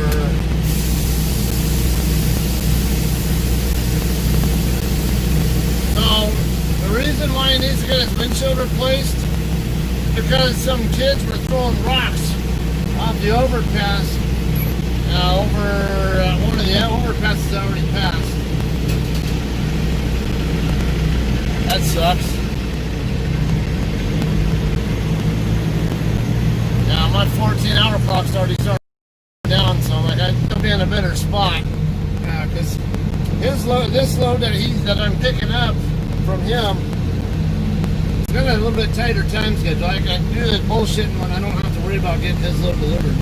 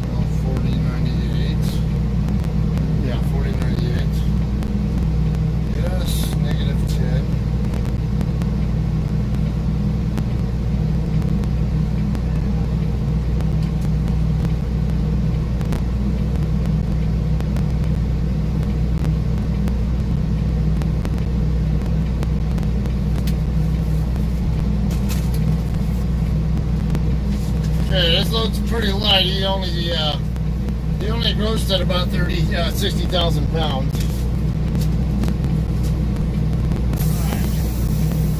I'm ready to roll before my clock runs down too much. Really hoping to get to Snowville.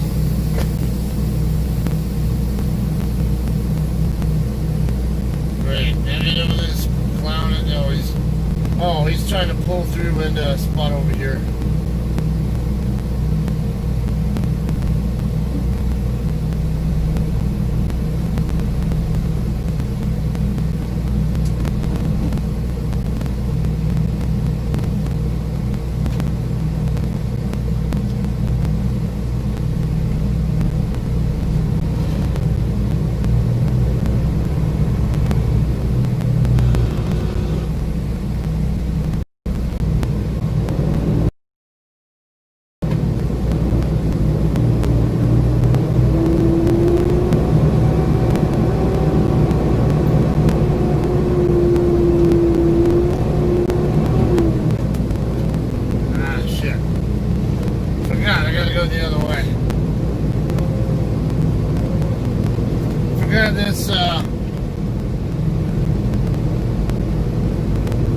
When you're at this truck stop, you have to come out over here and then use that other street where that truck came out of when I first got here.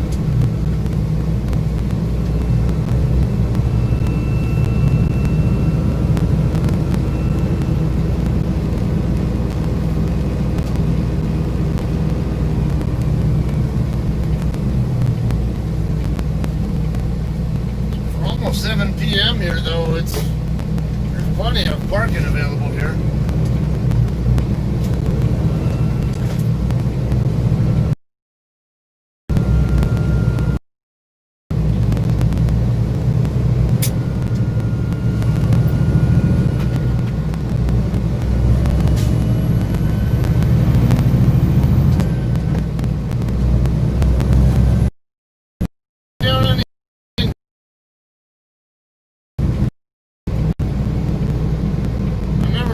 I'm driving a truck too.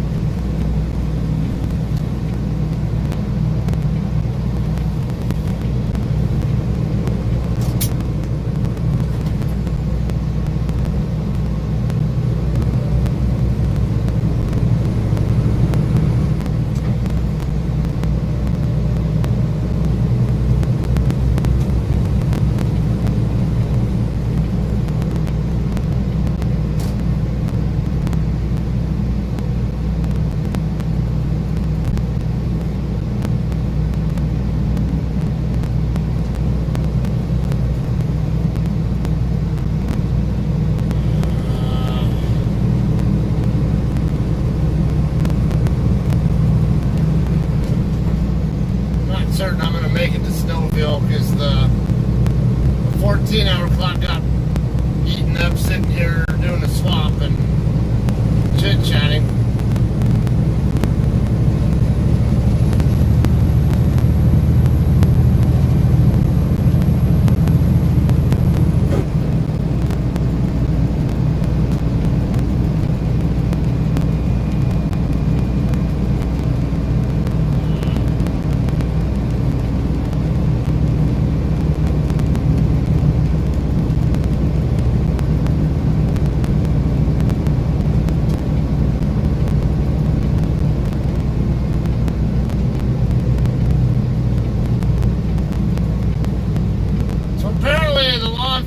Here wouldn't do anything about the incident, even though he was the victim of a crime, a vandalism crime.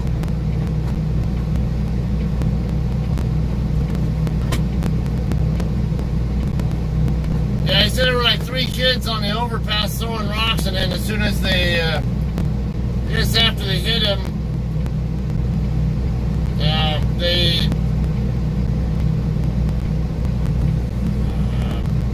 took off on their bikes. And he said that one of them actually penetrated, put a small hole in the windshield at the very bottom, and he actually got hit with some of the glass.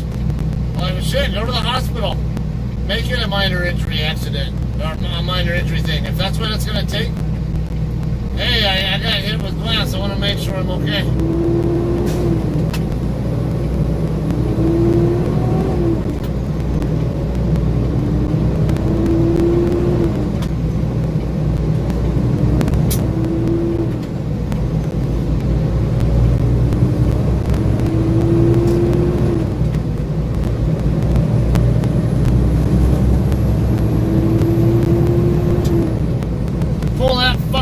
up on me, I'd be likely to pull over onto the shoulder, maybe even temporarily drop my trailer, and bobtail the wrong way up the ramp if I have to, and come after them.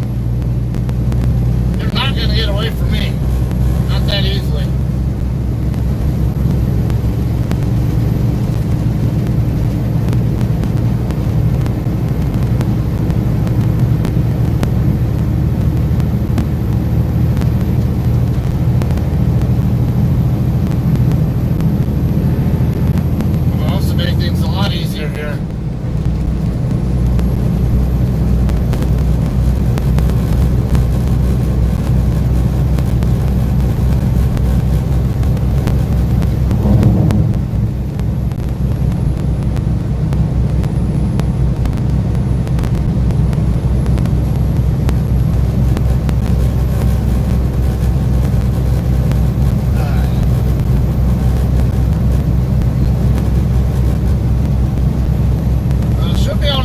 Snowville on what I have, but it's going to be tight.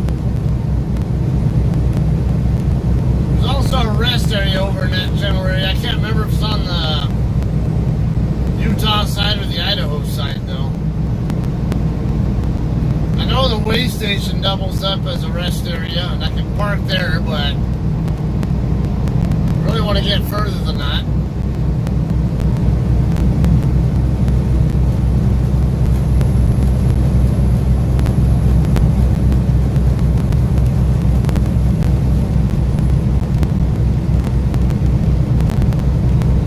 Just about shut down right there, but I'd rather get this load further down the road, especially when I'm not tired yet. And I also want to set up my my next shift tomorrow with my own load that I just gave him.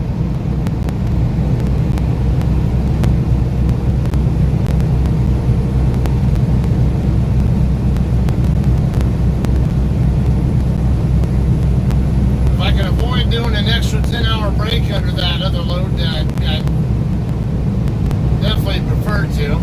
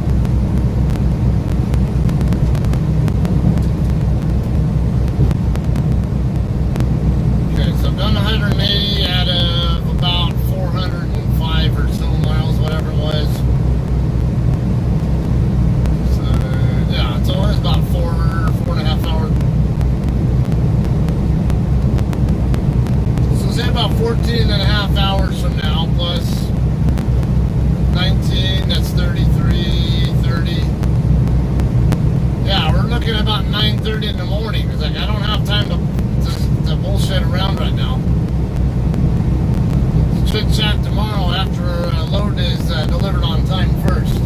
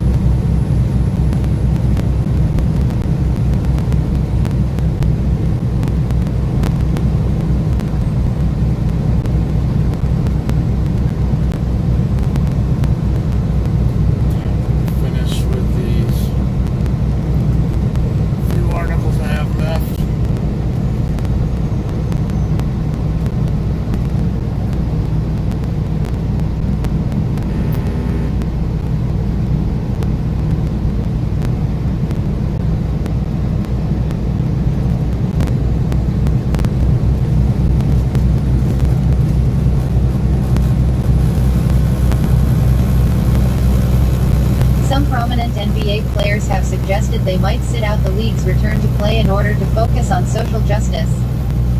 Sports have been at the center of social movements throughout modern American history. Black athletes like Kareem Abdul-Jabbar and Muhammad Ali, whose talent gave them a platform often denied to other members of their race, were some of the most influential voices in the 1960s and 70s. During the 1980s and 90s, however, many of the most prominent stars avoided controversy to protect their business interests. Republicans buy sneakers too, Michael Jordan famously said in 1990. Today's athletes are taking a more active role.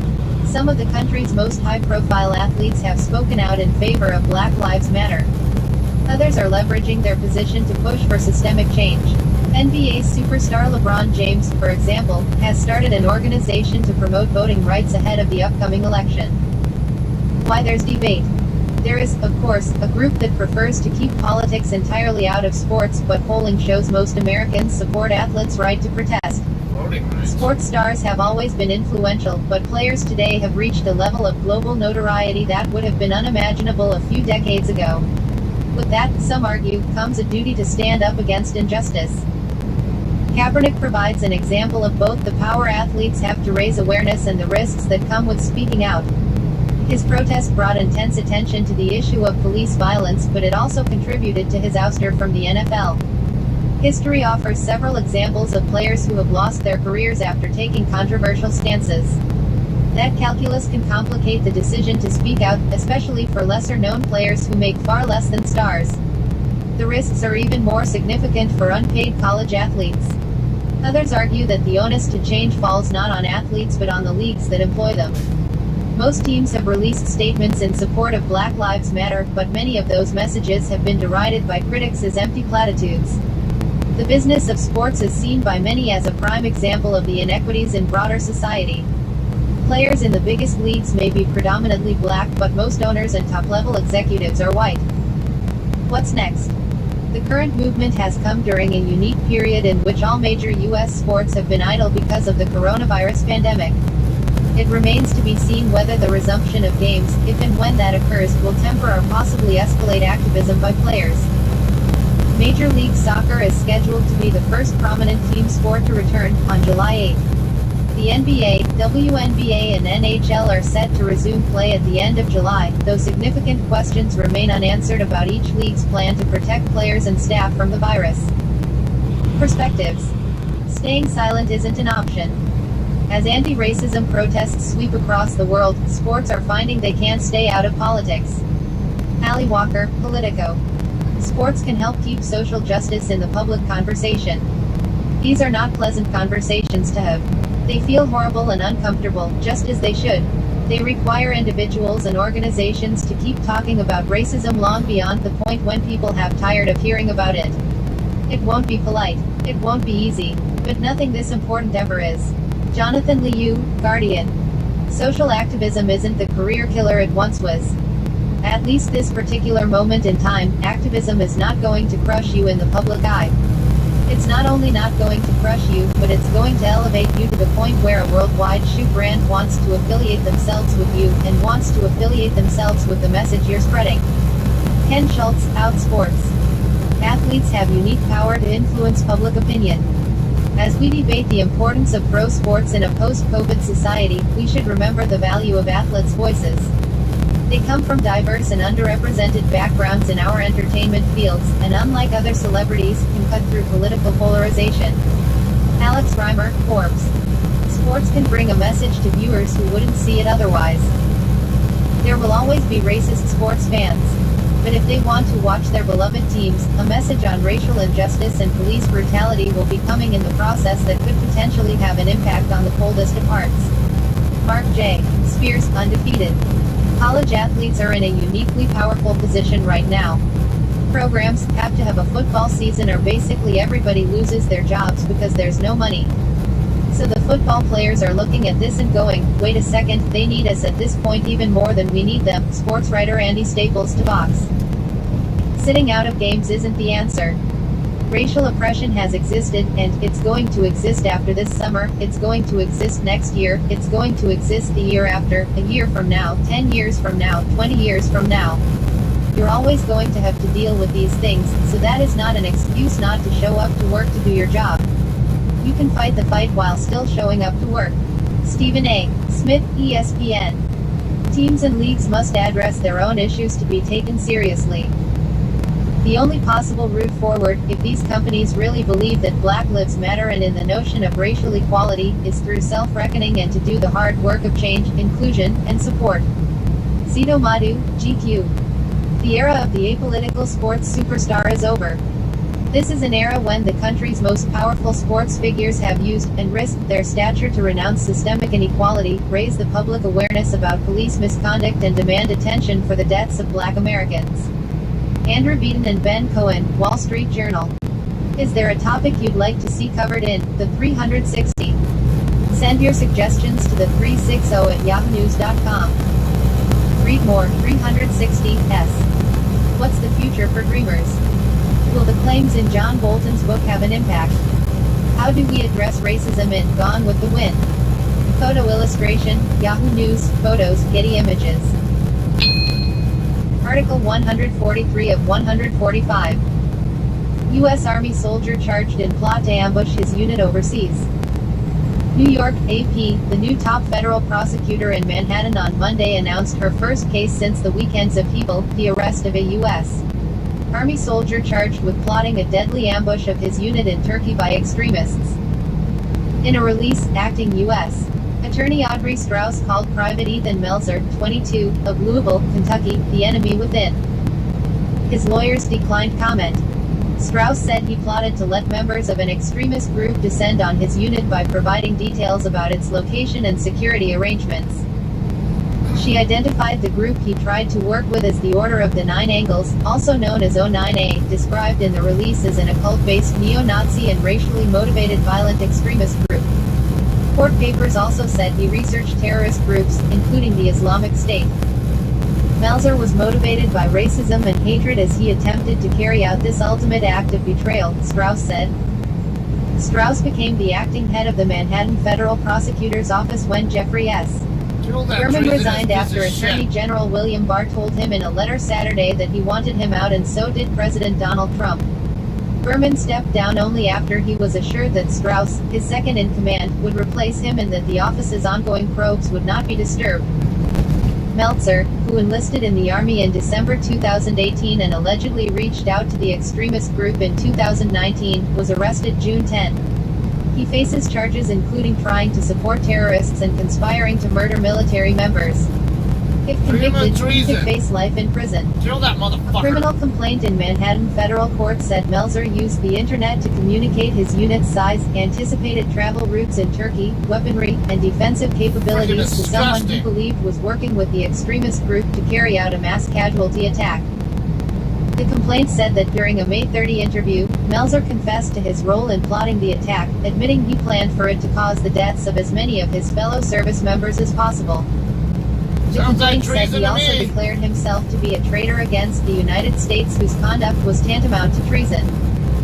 The complaint said Melzer wrote online at one point, "Why, oh, you just gotta understand that currently I am risking my literal free life to give you all this and expecting results." He estimated an attack could destroy a platoon, generally composed of 16 to 44 soldiers, according to court documents. Article 144 of 145. NASCAR releases photo of noose in Bubba Wallace's garage. NASCAR released the picture of the noose hanging in Bubba Wallace's garage stall on Thursday. And as you can see from the photo it provided below, the garage rope in Wallace's stall is very clearly tied into a noose. The noose was found Sunday by a member of Wallace's crew at Talladega. Wallace never saw the noose on Sunday or had access to the garage. NASCAR said it began an investigation and found that no other garage stall ropes were tied into nooses. As you can see from the photo, the noose was real, as was our concern for Bubba, NASCAR President Steve Phelps said. With similar emotion, others across our industry and our media stood up to defend the NASCAR family, our NASCAR family, because they are part of the NASCAR family too. We are proud to see so many stand up for what's right. The noose that was found in Bubba Wallace's garage stall. Via NASCAR. NASCAR also said that a thorough investigation of every garage it hosts races had found that just 11 garage pole ropes of 1,684 searched were tied into knots. Just one was tied into a noose. That one was in the stall that Wallace occupied at Talladega. Wallace is the only black driver who races full-time at any of NASCAR's top levels. The FBI said Tuesday that no charges would be filed after 15 agents investigated the noose. It was found to be in the stall since October of 2019, when the Wood Brothers racing team had the same garage ago. For Phelps, security footage from the Talladega race weekend showed that the noose had been formed at some point while NASCAR was at the track. But since garage access was much more wide open and fans were able to roam the garage area, NASCAR has not been able to determine who tied the rope into a noose. We were unfortunately unable to determine with any certainty who tied this rope in this manner or why it was done, Phelps said. The story continues. And we know it brings up another question: how could this have gone unnoticed by so many people in October of 2019 and on the morning of June 21, 2020? Our ultimate conclusion from this investigation is to ensure that this never happens again. That no one walks by a noose without recognizing the potential damage that it can do. Moving forward, we will be conducting thorough sweeps of the garage area to ensure nothing like this happens again, and we are installing additional cameras in all of our garages. Phelps also said that all members of our industry would go through unconscious bias and sensitivity training. NASCAR President Steve Phelps explained why NASCAR was on edge during its first race weekend in Alabama since it banned the Confederate flag on June 10 in the state's history. Hours after the noose was discovered, NASCAR issued a statement that said whoever committed the heinous act of hanging a noose in Wallace's garage would be banned for life. Phelps said he apologized for not using the word "alleged" in that statement as the FBI ultimately figured out the noose had been present since last year. But he didn't regret the seriousness with which NASCAR took the noose. He said the sanctioning body's instinct was to protect Wallace. And should we have toned that message down slightly? Maybe we should have, Phelps said. And I'll take responsibility for that. I stand by the actions that we took and I think they were the right ones. And as I said before, given the evidence that we had, we would do the same thing, we would investigate it the same way. If it comes to where we need to craft a statement differently, and I need to take a little less emotion out of it, that's something I'll do. I'll take responsibility for that. Wallace has been outspoken about racial inequality since the killing of George Floyd in Minneapolis.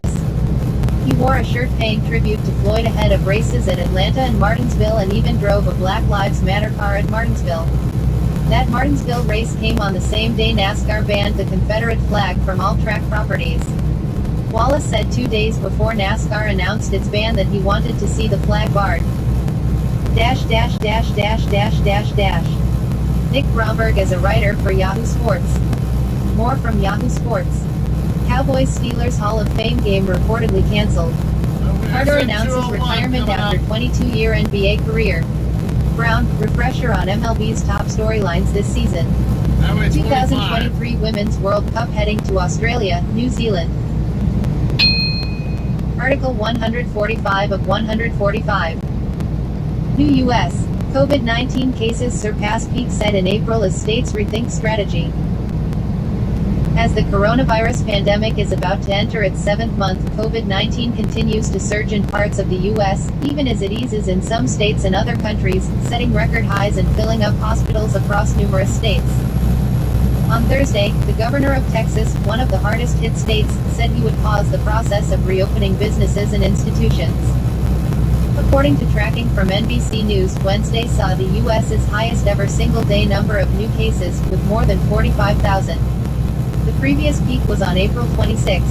There is positive news in that the death rate is declining, possibly reflecting the fact that many of the new patients are younger. But deaths lag new cases by several weeks to months, and there is a worrisome sign in the rise in cases requiring hospitalization. According to tracking numbers from Johns Hopkins University, the U.S. has had more than 122,000 deaths and 2.4 million positive cases, far more among the states setting new daily records this week. Florida. Obtained by Yahoo News show that most counties in these states were on a downward trajectory a month ago, but now are almost all showing the opposite. Another map by the Departments of Health and Human Services and Homeland Security shows that as of June 21, 19 states had at least partially reopened or never had statewide closures in the first place, while cases were still rising, despite CDC guidelines calling for at least 2 weeks of falling case numbers before the process was started. Centers for Disease Control and Prevention. More. At this point, the virus is not spiking in places that were previously hit hard, such as New York State, where cases continue to drop despite concerns earlier this month that the massive Black Lives Matter protests would result in a new spike. Multiple outlets reported Wednesday that the White House planned to close 13 federally funded testing sites at the end of the month. This news comes amid reports that testing capacity in some states is overwhelmed. The New York Times reported that last Friday the largest lab in Arizona received more than twice as many samples as it could process, and that hundreds of appointments at a large testing facility on the state fairgrounds are reserved within minutes of opening every morning. Despite the rise in cases across the state, a couple of hundred demonstrators turned out in Scottsdale to protest the city's new mandatory mask rule. City Councilman, Guy Phillips, removed his mask, saying, "I can't breathe," mocking both the public health order and the Black Lives Matter protests over the death of George Floyd in Minneapolis. Republican Gov. Doug Ducey called Phillips's comments just flat out wrong, and said that despicable doesn't go far enough in describing them. Ducey has refused to mandate mask wearing, instead merely suggesting that citizens don them. He called it an issue of personal responsibility and asked for residents to make responsible decisions to protect the most vulnerable in our communities. Scottsdale Council member Guy Phillips just addressed the crowd by saying, "I can't breathe," the last words of George Floyd before he died at the hands of Minneapolis police before taking off his mask at this protest. At ascentralpic.twitter.com/JRXofShe9. Lorraine Longy Cactus, at LaLongy, June 24, 2020. 7 of the federal testing sites set to close are in Texas, which has been ravaged by the disease in recent weeks. As some of the state's ICUs approach full capacity, Republican Gov.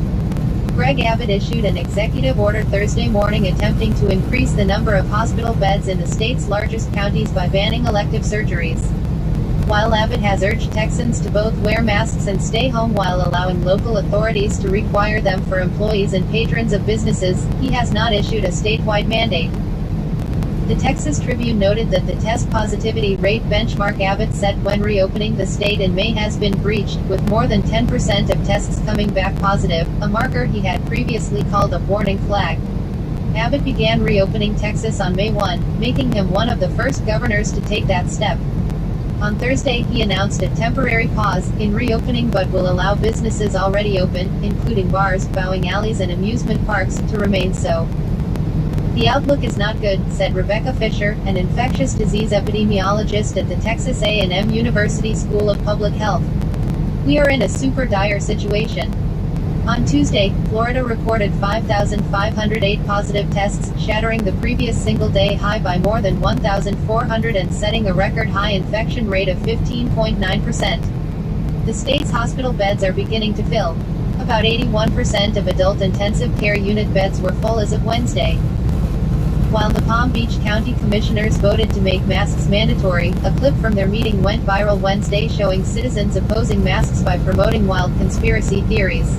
Construction 16 miles President ahead. Trump at a rally in Tulsa, Oklahoma, last Saturday. Yeah, it's at the 84 Go Nakamura, 86 Bloomberg via interchange. Getty Images. Is that ever More. not going to be done? Tulsa, Oklahoma, also saw a record daily high of new Is that cases ever on going to be Wednesday, done? days after President Trump held an indoor rally in the city despite pleas by city health officials to postpone the event, which was held in a 19,000-seat arena that was two-thirds empty. Tulsa Health Department Executive Director Bruce Dart said it was too soon to know the full effect of the rally, but the Washington Post reported Wednesday that dozens of Secret Service officers will be quarantined after 2 tested positive for the virus. Trump has taken to minimizing and joking about the pandemic, complaining, illogically, in light of the rising rate of positive tests, that the increase in cases is an artifact of doing more testing, and calling it a Kung flu, to call attention to its origins in China. At a rally in Arizona Tuesday, he pretended or admitted he didn't understand the name for the disease, COVID. COVID-19. COVID. I said, what's the 19? COVID-19. Some people can't explain what the 19, give me the COVID-19. I said, that's an odd name. I could give you many, many names. Some people call it the Chinese flu, the China flu. Right. They call it the China, as opposed to Kai, the China. I've never seen anything like it. The name is a contraction of coronavirus disease 2019, reflecting the year the first cases were discovered. As he has continually done throughout the pandemic, Trump predicted that it and the resulting lockdowns would end soon. His first target date was Easter, and that the economy would bounce back.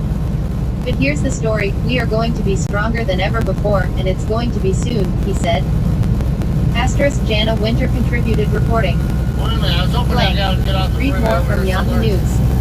New Yahoo News, YouGov poll shows profound disagreements between younger and older Americans on racial issues. He's only going about a mile Lawsuit an hour concerns slower that than George me, so Floyd I had to back protests off could lead to to coronavirus spike, but has not no spend all comment day on trying Trump to get around rallies. him. At DC protests, opposition to Trump doesn't always translate to support for Biden. Why was George Floyd's death the breaking point? There are no more articles to read.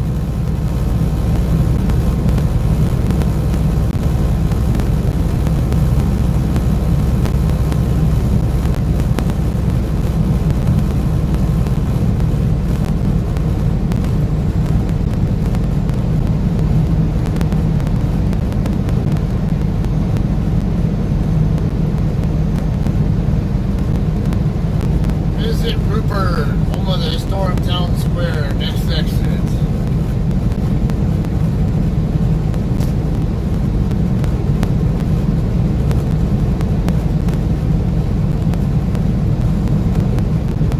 Surprised that I've only seen a couple of JCT trucks today. I mean, this isn't exactly a super heavy freight lane for us anyway, but I usually do see at least a few of us out here.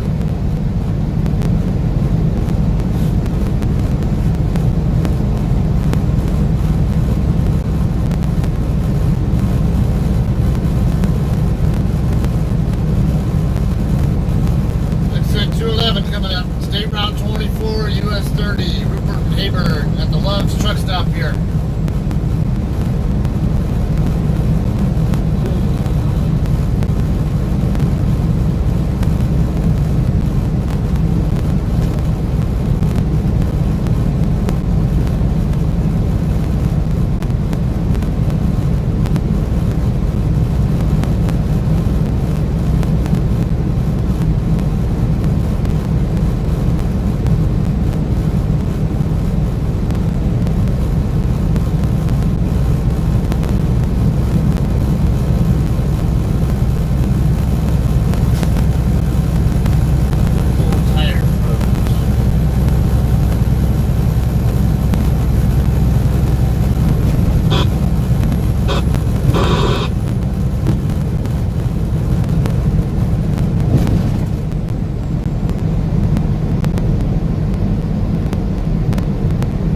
Purple truck getting off the freeway right there.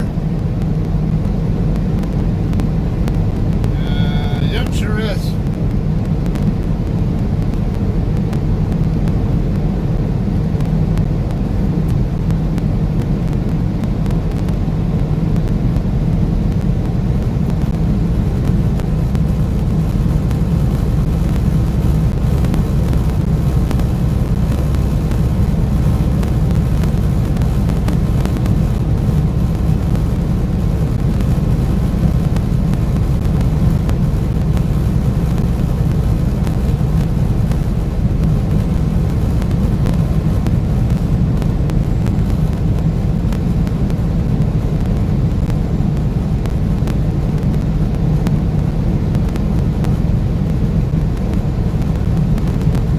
Still 150 miles away from Ogden.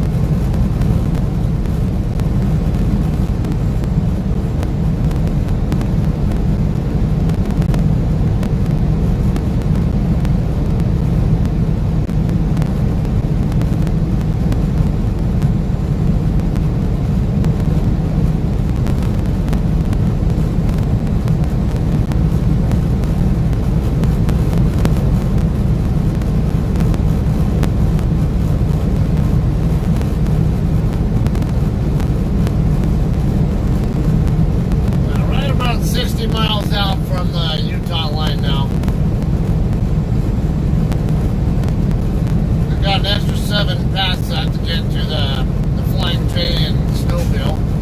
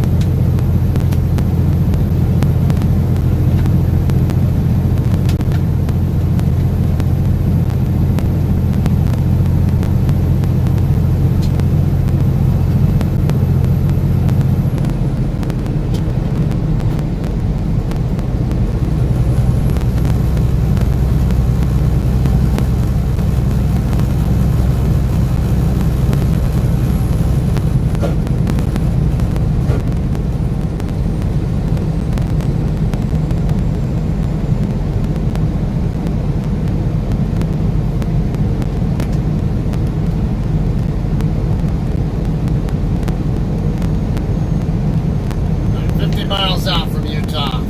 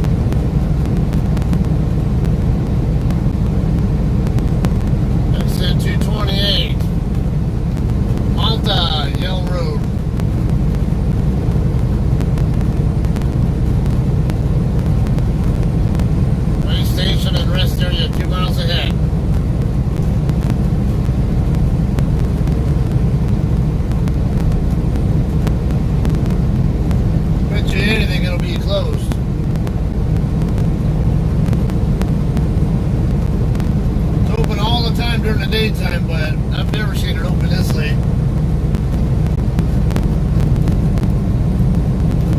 It definitely looks like a storm cell up there to the I guess you would say the northwest.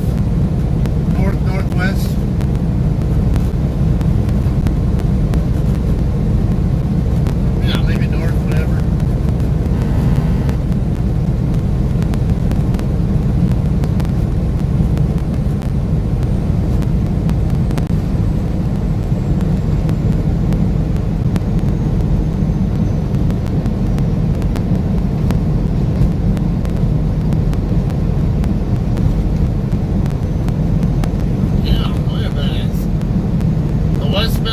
Station actually open?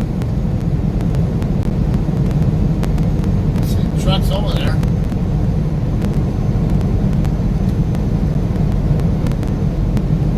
This one's got a red light. I think it's closed. I want to say Washington's the only state where the lights are backward with the colors. Yeah, this one's closed. Washington goes the opposite way, so when the light's red, it means it's open, and when the light's green, it's closed.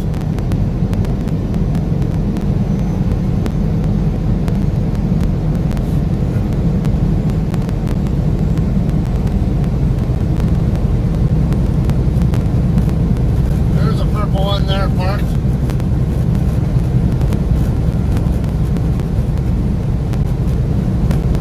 Yeah, I could have even parked up here, but I want to get at least 600 miles in. Yeah, there's a cop that just went into the westbound way station. There's another one hanging out right here. Oh, the guy's crossing over. Did he just get himself a customer? Or is he just trying to go over to the westbound way station? It looks like he's just going to the way station.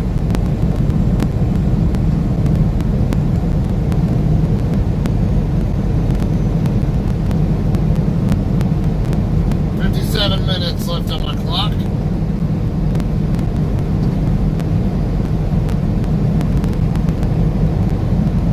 That should get me about 12 miles into Utah. That's at a 60 mile an hour pace, but I'm obviously running fast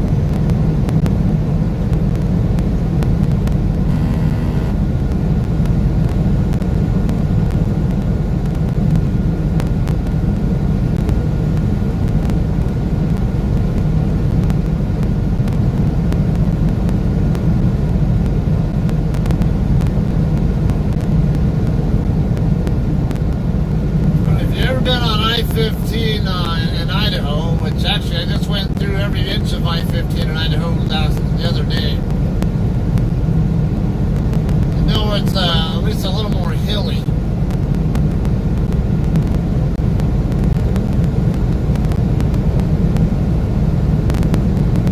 You wouldn't really, knowing that, you wouldn't expect that going across the southern half of Idaho, it would be so relatively flat.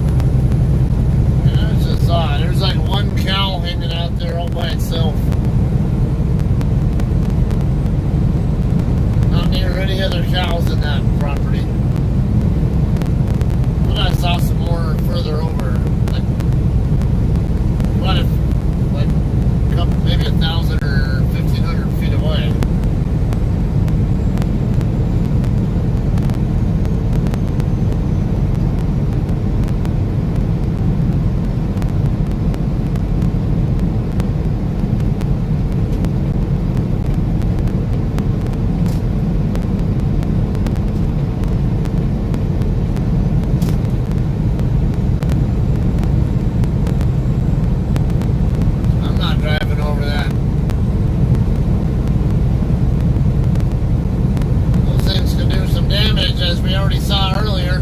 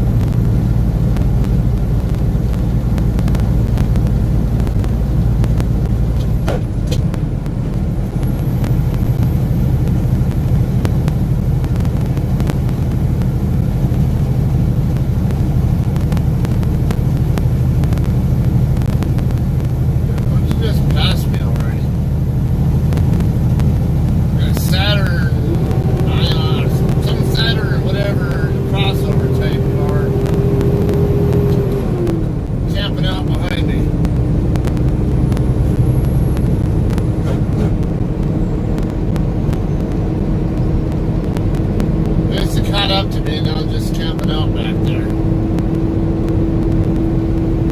You know, you can move over without having to slow down.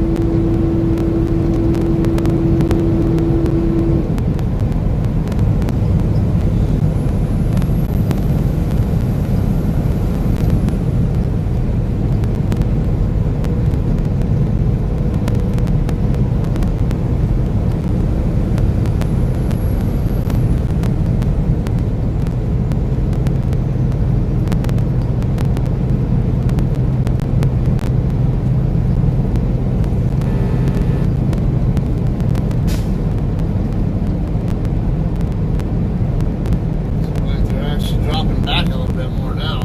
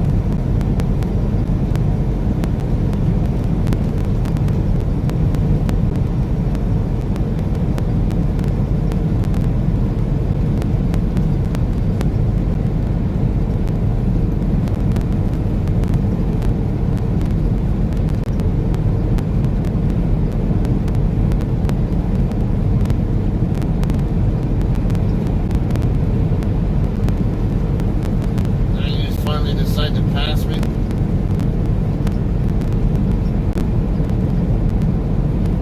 Oneida County, exit 263 to Juniper Road.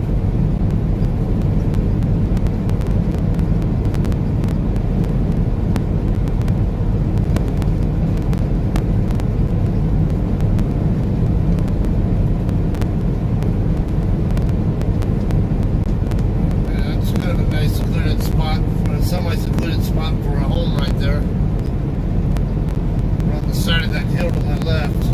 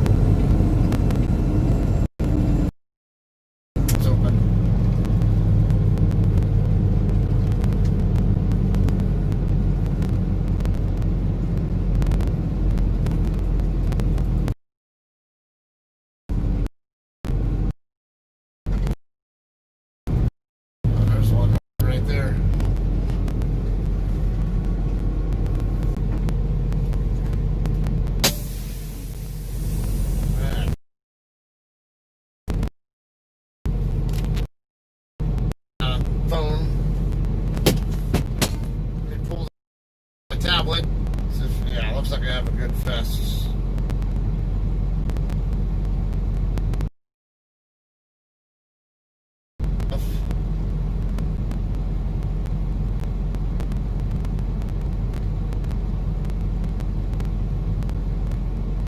Survive the Time channel.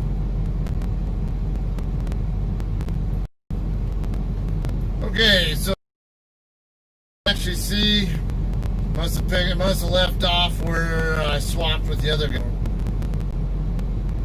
Maybe it was one that was parked, I don't know. That would have been probably either drop it. Them on bikes probably wouldn't catch them, so like, no, we can't do anything. We're not. You gotta be shitting me. It's a vandalism.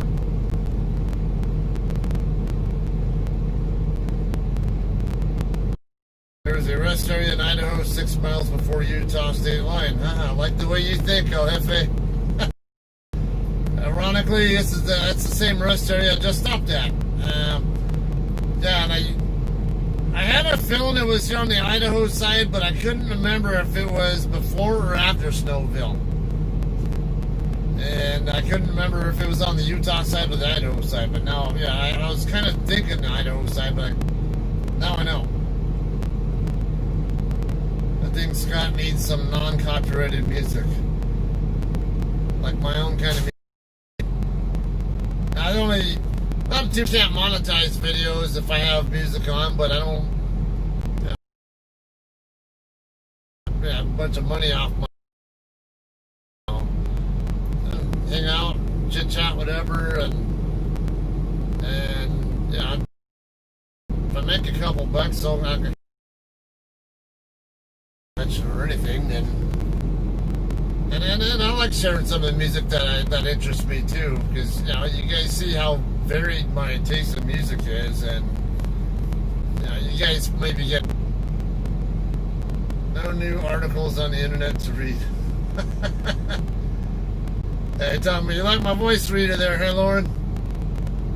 Actually, that's a good thing, and you can easily get used to listening to that robot Google voice reading all.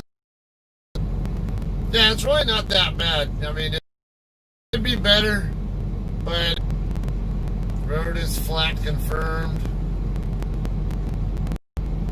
Okay, I'm back. I'm stuffed from dinner. Do any of you listen to blogs on the radio?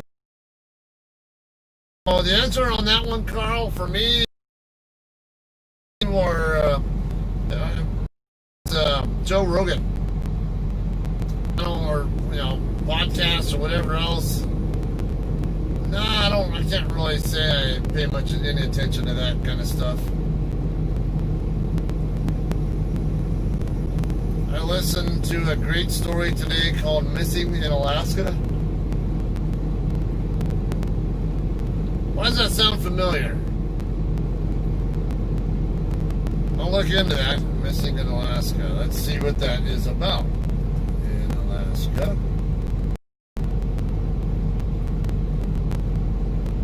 Although it's not as famous as the Bermuda Triangle, the Alaska Triangle has more unsolved missing person cases than any other location on Earth. The causes of disappearances ranging from local predators to the rugged, dangerous terrain. A team of investigators works with local experts and eyewitnesses to try and solve determine the most viable explanation for each case they explore. Stars Ken Gerhardt and Tommy Joseph. Okay, so it looks like there were 13 episodes. And it looked like this show ran in 2015. Or the series, whatever.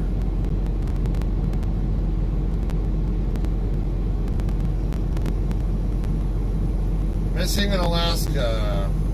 Alaska's mutant monkeys. Okay, so apparently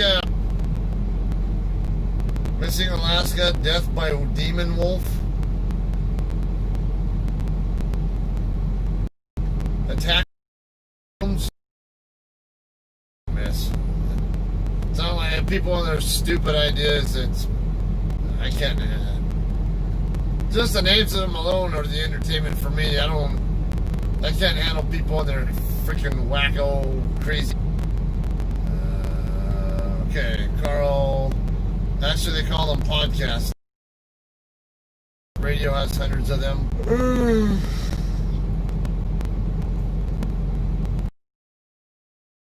So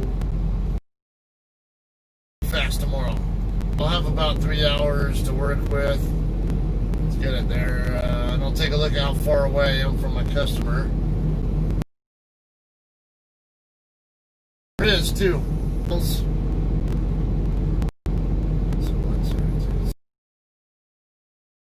Just under 100 up.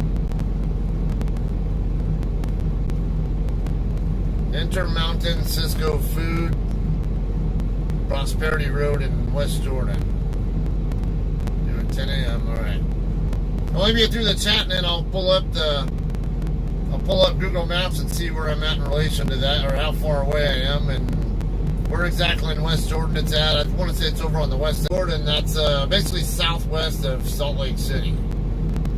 There's actually a Sam's Club actually there in West Jordan that I used to deliver to when I was in the Walmart dedicated fleet.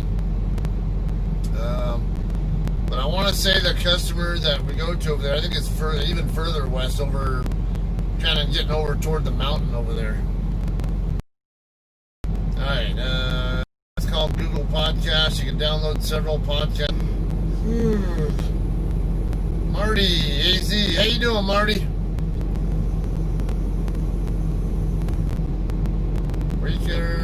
No. Well, I got my truck back. I did a load from... Picked up in Colton, and then... Where did I take that? Temple? Was it a Temple? I forget.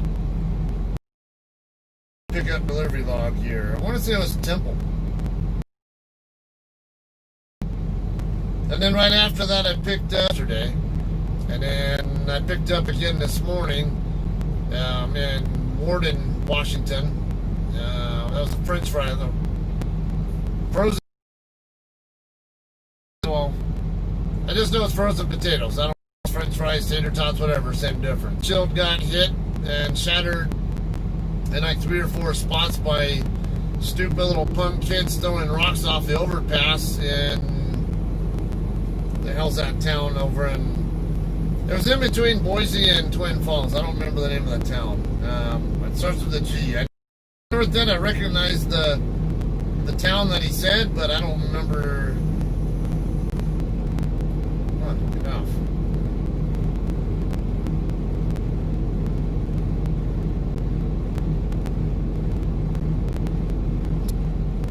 Google Maps wants a little already been busy. Mom passed away last week. Eventually. How's your dad doing? He's doing well. Like words, they're sort of spawning over, down on the, hopefully you're not. The fact that you get used to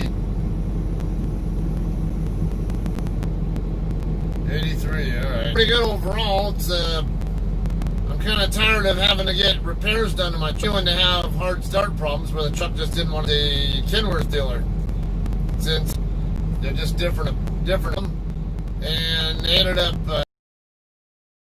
12 hours. They ended up figuring out that I've got to find another $800+ or whatever. It frustrates me with how much money I'm spending on. It's probably spent on shoddy labor. Spent it on different times before it finally got fixed correctly. It's very irritating, but we had a lot of fun doing that. Dona, Meteor Crater, Cadillac Ranch, kind of like a Cadillac Ranch, where it was like same exit where the whole is. Just spray painting all over the Cadillacs over at Cadillac Ranch, and then she was progress, and we had a good time at Arizona also. Drive wild animals and eats that you drive through, and it was like as soon as you get in the door in goats or whatever they call it, bighorn sheep. Yeah, bighorn sheep. What's that other one? Arctic wolves and cow in some spots. You don't see them just everywhere, but there are certain areas where they were,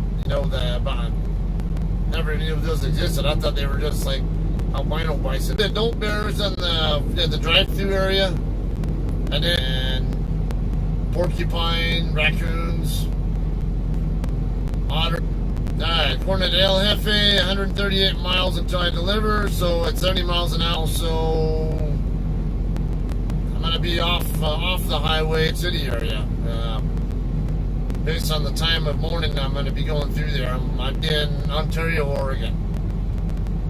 That was the earlier stream I did. I don't know if that's, or at least, maybe you noticed this, but just only through YouTube Studio, and then subscribers or other viewers of service, that kind of stuff.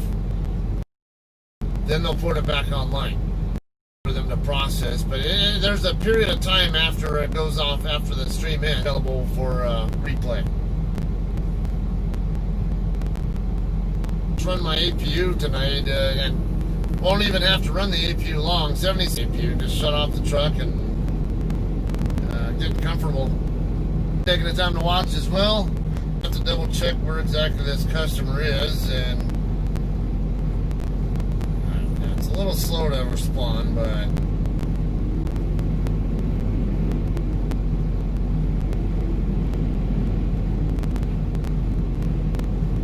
sharp transfer. Oh, yeah, that guy passed me up earlier. Alright, West Jordan, South Prosperity Road. I know I've heard that street before. I want to say it's over on the south end, no, the west end of town.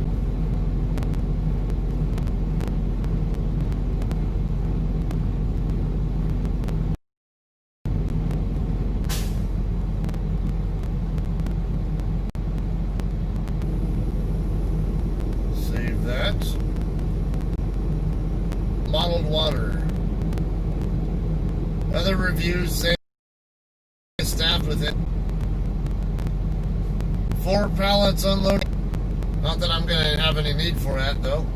5 hours to unload half a truckload, which isn't unheard of to one side. So one pallet, the next row was completely unbraced. Ridiculous. Speaking of, see how many pallets this load has, because the other driver only skilled at 60,400 pounds. So about a 34,000 pound truck, that's about a 26,000 pound load, 26,000 pound load. So that's right in that area. It looks like 13 pallets. So that shouldn't be too bad. Hopefully it won't take that long. I'd rather be able to get the other load that I gave him when I get it back tomorrow. I'd rather still be in a position where I can still swap off, but if I have to do an extra one, I'll still be more than a day early, and I don't know. I hope I can get swapped off well after unloading. Appointment 5 a.m., empty by 8 a.m. Now it is 10 a.m., still waiting for paperwork. Already lost the next load. Lumber fee was expensive.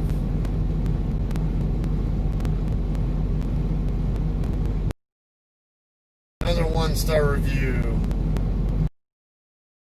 At 0700, I get to gate at 0:30, down and get back in line again.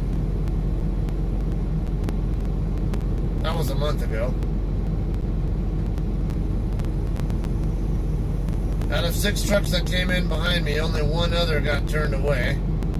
No socks, but yet 5 magically appeared.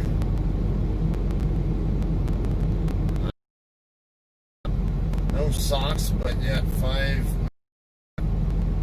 I can't wait to see how long for 7 pallets. Didn't leave until 10:15. Way to go, Cisco. Late to next 2 spots now. P.S. $184 for 7 pallets. So it's one of these places where people bitch about the lumber fee. It's probably Capstone Logistics. I've done other Cisco DCs, and I want to say it's Capstone that does them. Love the people and what wonderful food.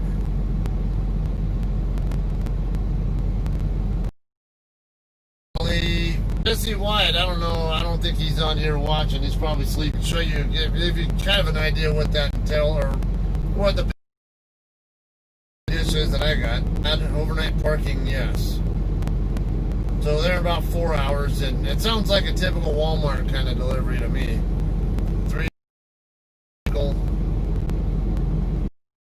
Her fee was $319 for 8 pallets.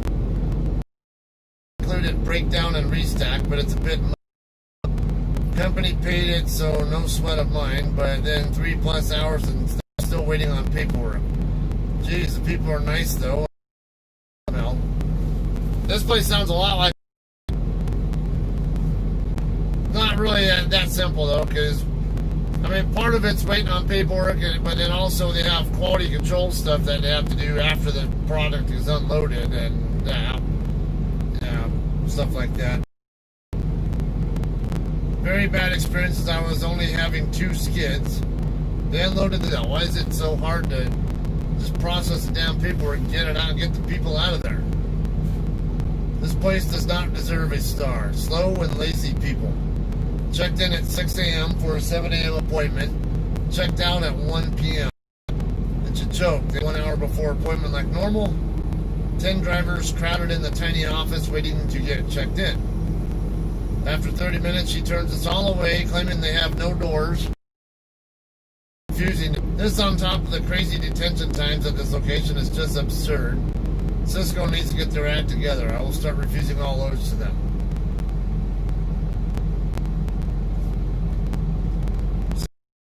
Did not get out of there until 2:40. You guys know that Pacific times. If you're going to take this long, what's the point of even making documents? I hope you're happy. Thanks for wasting my time. Alright, so yeah, a lot of reviews basically suggesting that they're slow.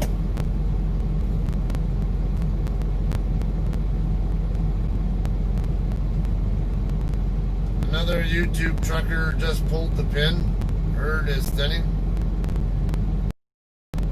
What happened there, Marty?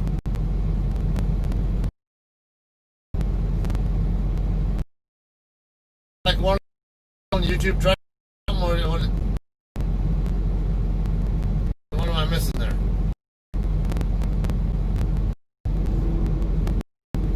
Alright, so let's see which way I want to take down there. Looks like Highway 85. Or no, probably Bangirder Highway.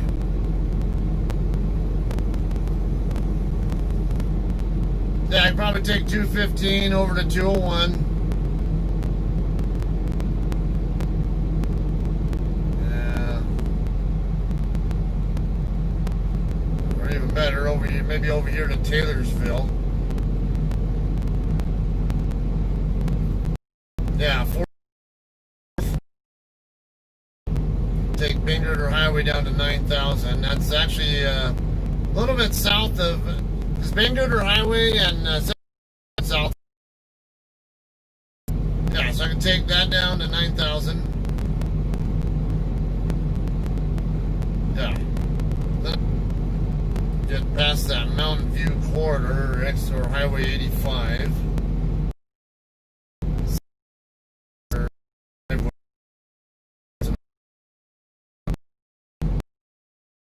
After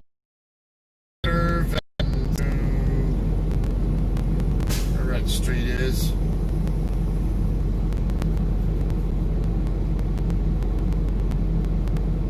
Okay, yeah. South end of their facility there, it looks like. It looks like the truck entrance will be down there on that.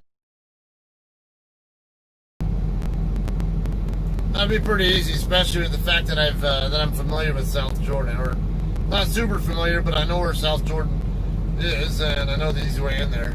Couple of his videos, but yeah, it's OTR rookie. But it's only like 2 bars, so it's a possibility. And then I'm still getting these requests missing required authentication credentials, whatever bullshit. And requests missing a valid API. Request. And if the app needs to be updated, I know I have some updates pending.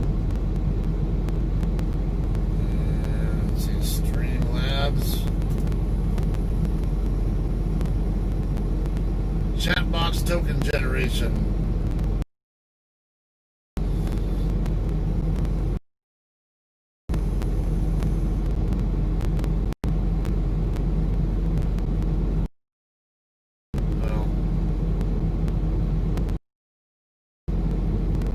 See anything specific, general stuff, but nope. All right, no big deal. I'll see if I can bring it up to their attention and let them know what the symptom is, and let them know that the video, man, the stream seems to work fine for my load assignment, even though they got sent like 2 hours ago. I get a kick with these text messages. What's the point? I just think your signal blocked. Yeah, could be these trucks here too interfering. Oh, anyway, I'm gonna go ahead and go offline. Let's see, it's about 6:30, 8:30. Yeah, so I should be able to get there around 9 or so in the morning. I'll have to do right at about a 10-hour break and get moving probably after 10 hours, and then I'll probably be sitting over there for a while. But alright, guys, I'm gonna go ahead and listen there. And for the UK people, which I don't know, I don't think we still have anybody